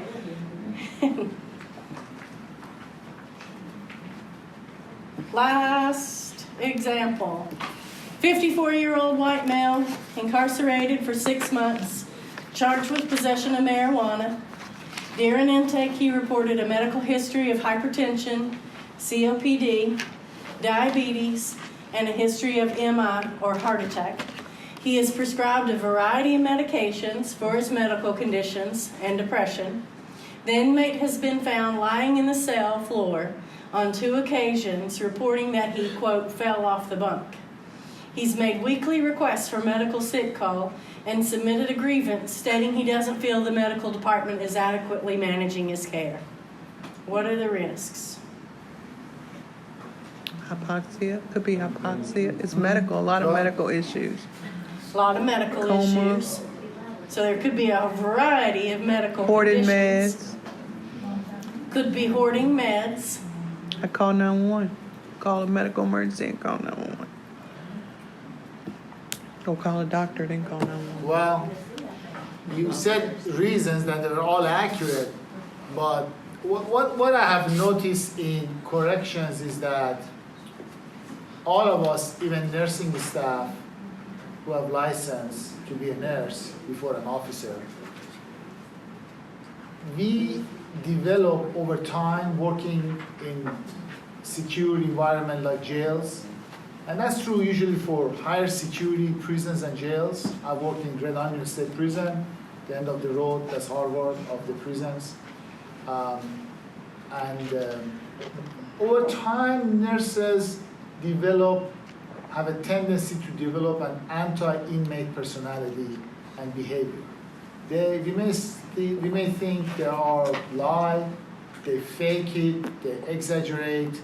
Is because we are not dealing with people who miss going to Sunday school. That's not what they come to jail, right? So if you see that thing every day, a lot, for years and years, so we may think about fake and things like that.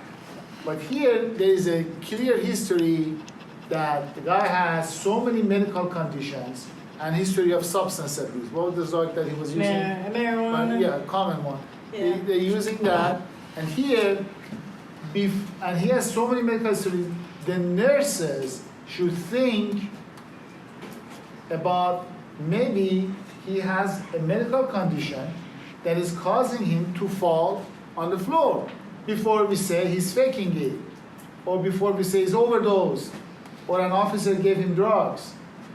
You see, so that's the first thing that we should think about, to making sure to ruling out any medical reasons that could cause him to fall on the floor. Now, it says, what are the most appropriate actions? Well, for the nurses to go and check his vital signs. Make sure he's breathing or not, and checking the vital signs. And looking at the most recent interaction and sick call requests he's had. Was it answered or was it ignored? Do you have paper requests or you have a kiosk? For paper. Okay, so there'll not be too much time to do, but the vital signs should be checked and you need to call the doctor. Say you call the doctor. Suppose the nurse called me, I'm the doctor, right? Okay? Call me, tell me, who does sick call here a lot? Which one of the nurses does sick call more than others? She does. Yes. Okay, you had the look. So, yeah. Call me, I'm the doctor, tell me about what you see. I'm Dr. Liu. Dr. Edford was a 54-year-old white male that's been in for 6 months. His name. Great presentation. 54-year-old male has been here 6 months, not 6 hours, okay? Past medical history, hypertension, COPD, diabetes, history of heart attacks, how many heart attacks, what year the heart attack was, did a set of orthostatic vital signs, oxygen level, blood sugar. Good, okay? I'm the doctor, I answer to it. Okay, what's your name? Matthews. Miss Matthews, what is his vital signs?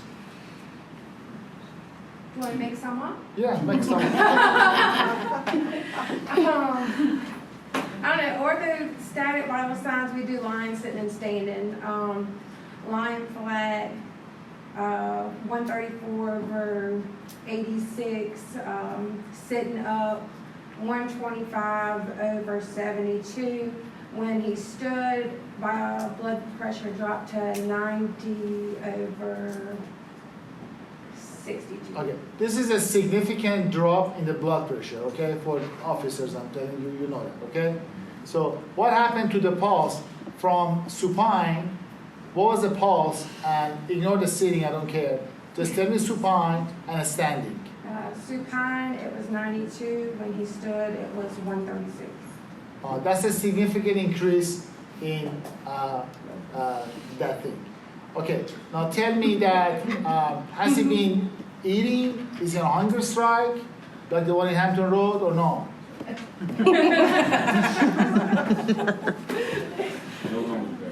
Okay, no, he's been eating. No hunger strike, but it means that they're not drinking a lot of water. He's not drinking water? No. Is he refusing? No, it just doesn't like it. Doesn't like the taste. Yes. The water tastes terrible. Okay, okay. So what medications is he on? Metoprolol, 50 milligrams Q day. That's it? Is compliant with his medication? That's it. Yes. He's compliant with the medication. Did the medication start recently or has been going on as far as you see, based on your He's MAO? been on the medication since arrival. Since that arrival. Does he have any diarrhea? No. How many times has he been complaining of feeling bad? Did he put a lot of sick card requests? When you see your EMR, you see that he had a lot of interactions with the doctor. When was the last time he saw the nurse or the doctor? What did he say? I'm not this creative. He's made weekly requests for sick call, changed sick call, vital signs are stable upon sitting. However, he's reported that he fell off the bunk twice. He fell off the Fell bunk? off the bunk twice. He said that? Yeah. Okay, anybody observe that? Or just saying that because he told you that? The fall wasn't witnessed, but he was found on the floor. Nobody was witness that. No officer was there. No unwitnessed fall. He was found on the floor. Is he hurting anywhere? Does he have any pain anywhere? No complaint of pain. He didn't complain of anything, of the pain. Dizziness. Huh? Dizziness upon standing. When you arrived to his bedside, to the floor, whatever he was in, was he conscious or not? Or he lost consciousness, you think? There must be somebody there. Right. How did you find out he fell on the floor? Who called you from his cell? Was he in single cell or what? He was found on the floor by the officer. Huh? Officer saw him. The officer found him on the floor. Officer found him on the floor. How did he notify officer? Could he talk? How did the officer find somebody's on the floor? They made rounds. They made rounds. The officer was making his round, found the inmate on the floor, called a medical professional for a medical emergency. The nurse came with the stretcher, the vital sign machine, the crash cart. Okay. So the officer, was he on suicide watch? No. No. The officer was just rounding. No, but they still make rounds. Yeah, y'all make rounds. Twice an hour. 2 rounds what? Normal housing, 2 rounds. 2 rounds every hour? Yes, sir. Normal housing. Okay. So this person is, you should have told me, this is the story you should have told me now. Let's leave it for next time when you call. is this. You should say, this guy is feeling nauseated and he has a stomach pain, okay? And the vital signs are dropping like that, then I would say this man could have an internal bleeding, Right. right? You made it too clean. You should have made it something with juice to it. I'll take a writing class. So then I say, this guy could, he says stomach pain, right? If Dr. Lou is not here, it's one of the days that Dr. Lou is not here, I would say, okay, this man, you need to start, this is what I would tell him. You need to start IV. Can you start IV? Just start an IV. And then call 911 for transportation to the nearest hospital. Because I can tell you if the belly is tender or not in their stomach pain protocol. They know what to touch, what to look for. If it's tender and the vital signs like that, now he could make it juicier. He could say, oh, he's been vomiting, coffee ground materials, blood there. That was too obvious. But now I say somebody has dropped his blood pressure, right, significantly to a degree that he passed from the top bunk to the floor, not intentionally. He knew it's not swimming pool. He fell, and so this guy needs to go out to the hospital. Clinical decision to be made by licensed doctor there, not by me on the phone, not by her because she's a nurse, she's not a doctor, not by the poor officers. So basically they need to go by ambulance, and when they go ambulance, the officers go with the patient too. So this is the scenario. That's the right interaction, and you document all this. Because if you don't document, that means you don't do nothing. Thank you. All right. Any questions, anything like that? All right, thank you.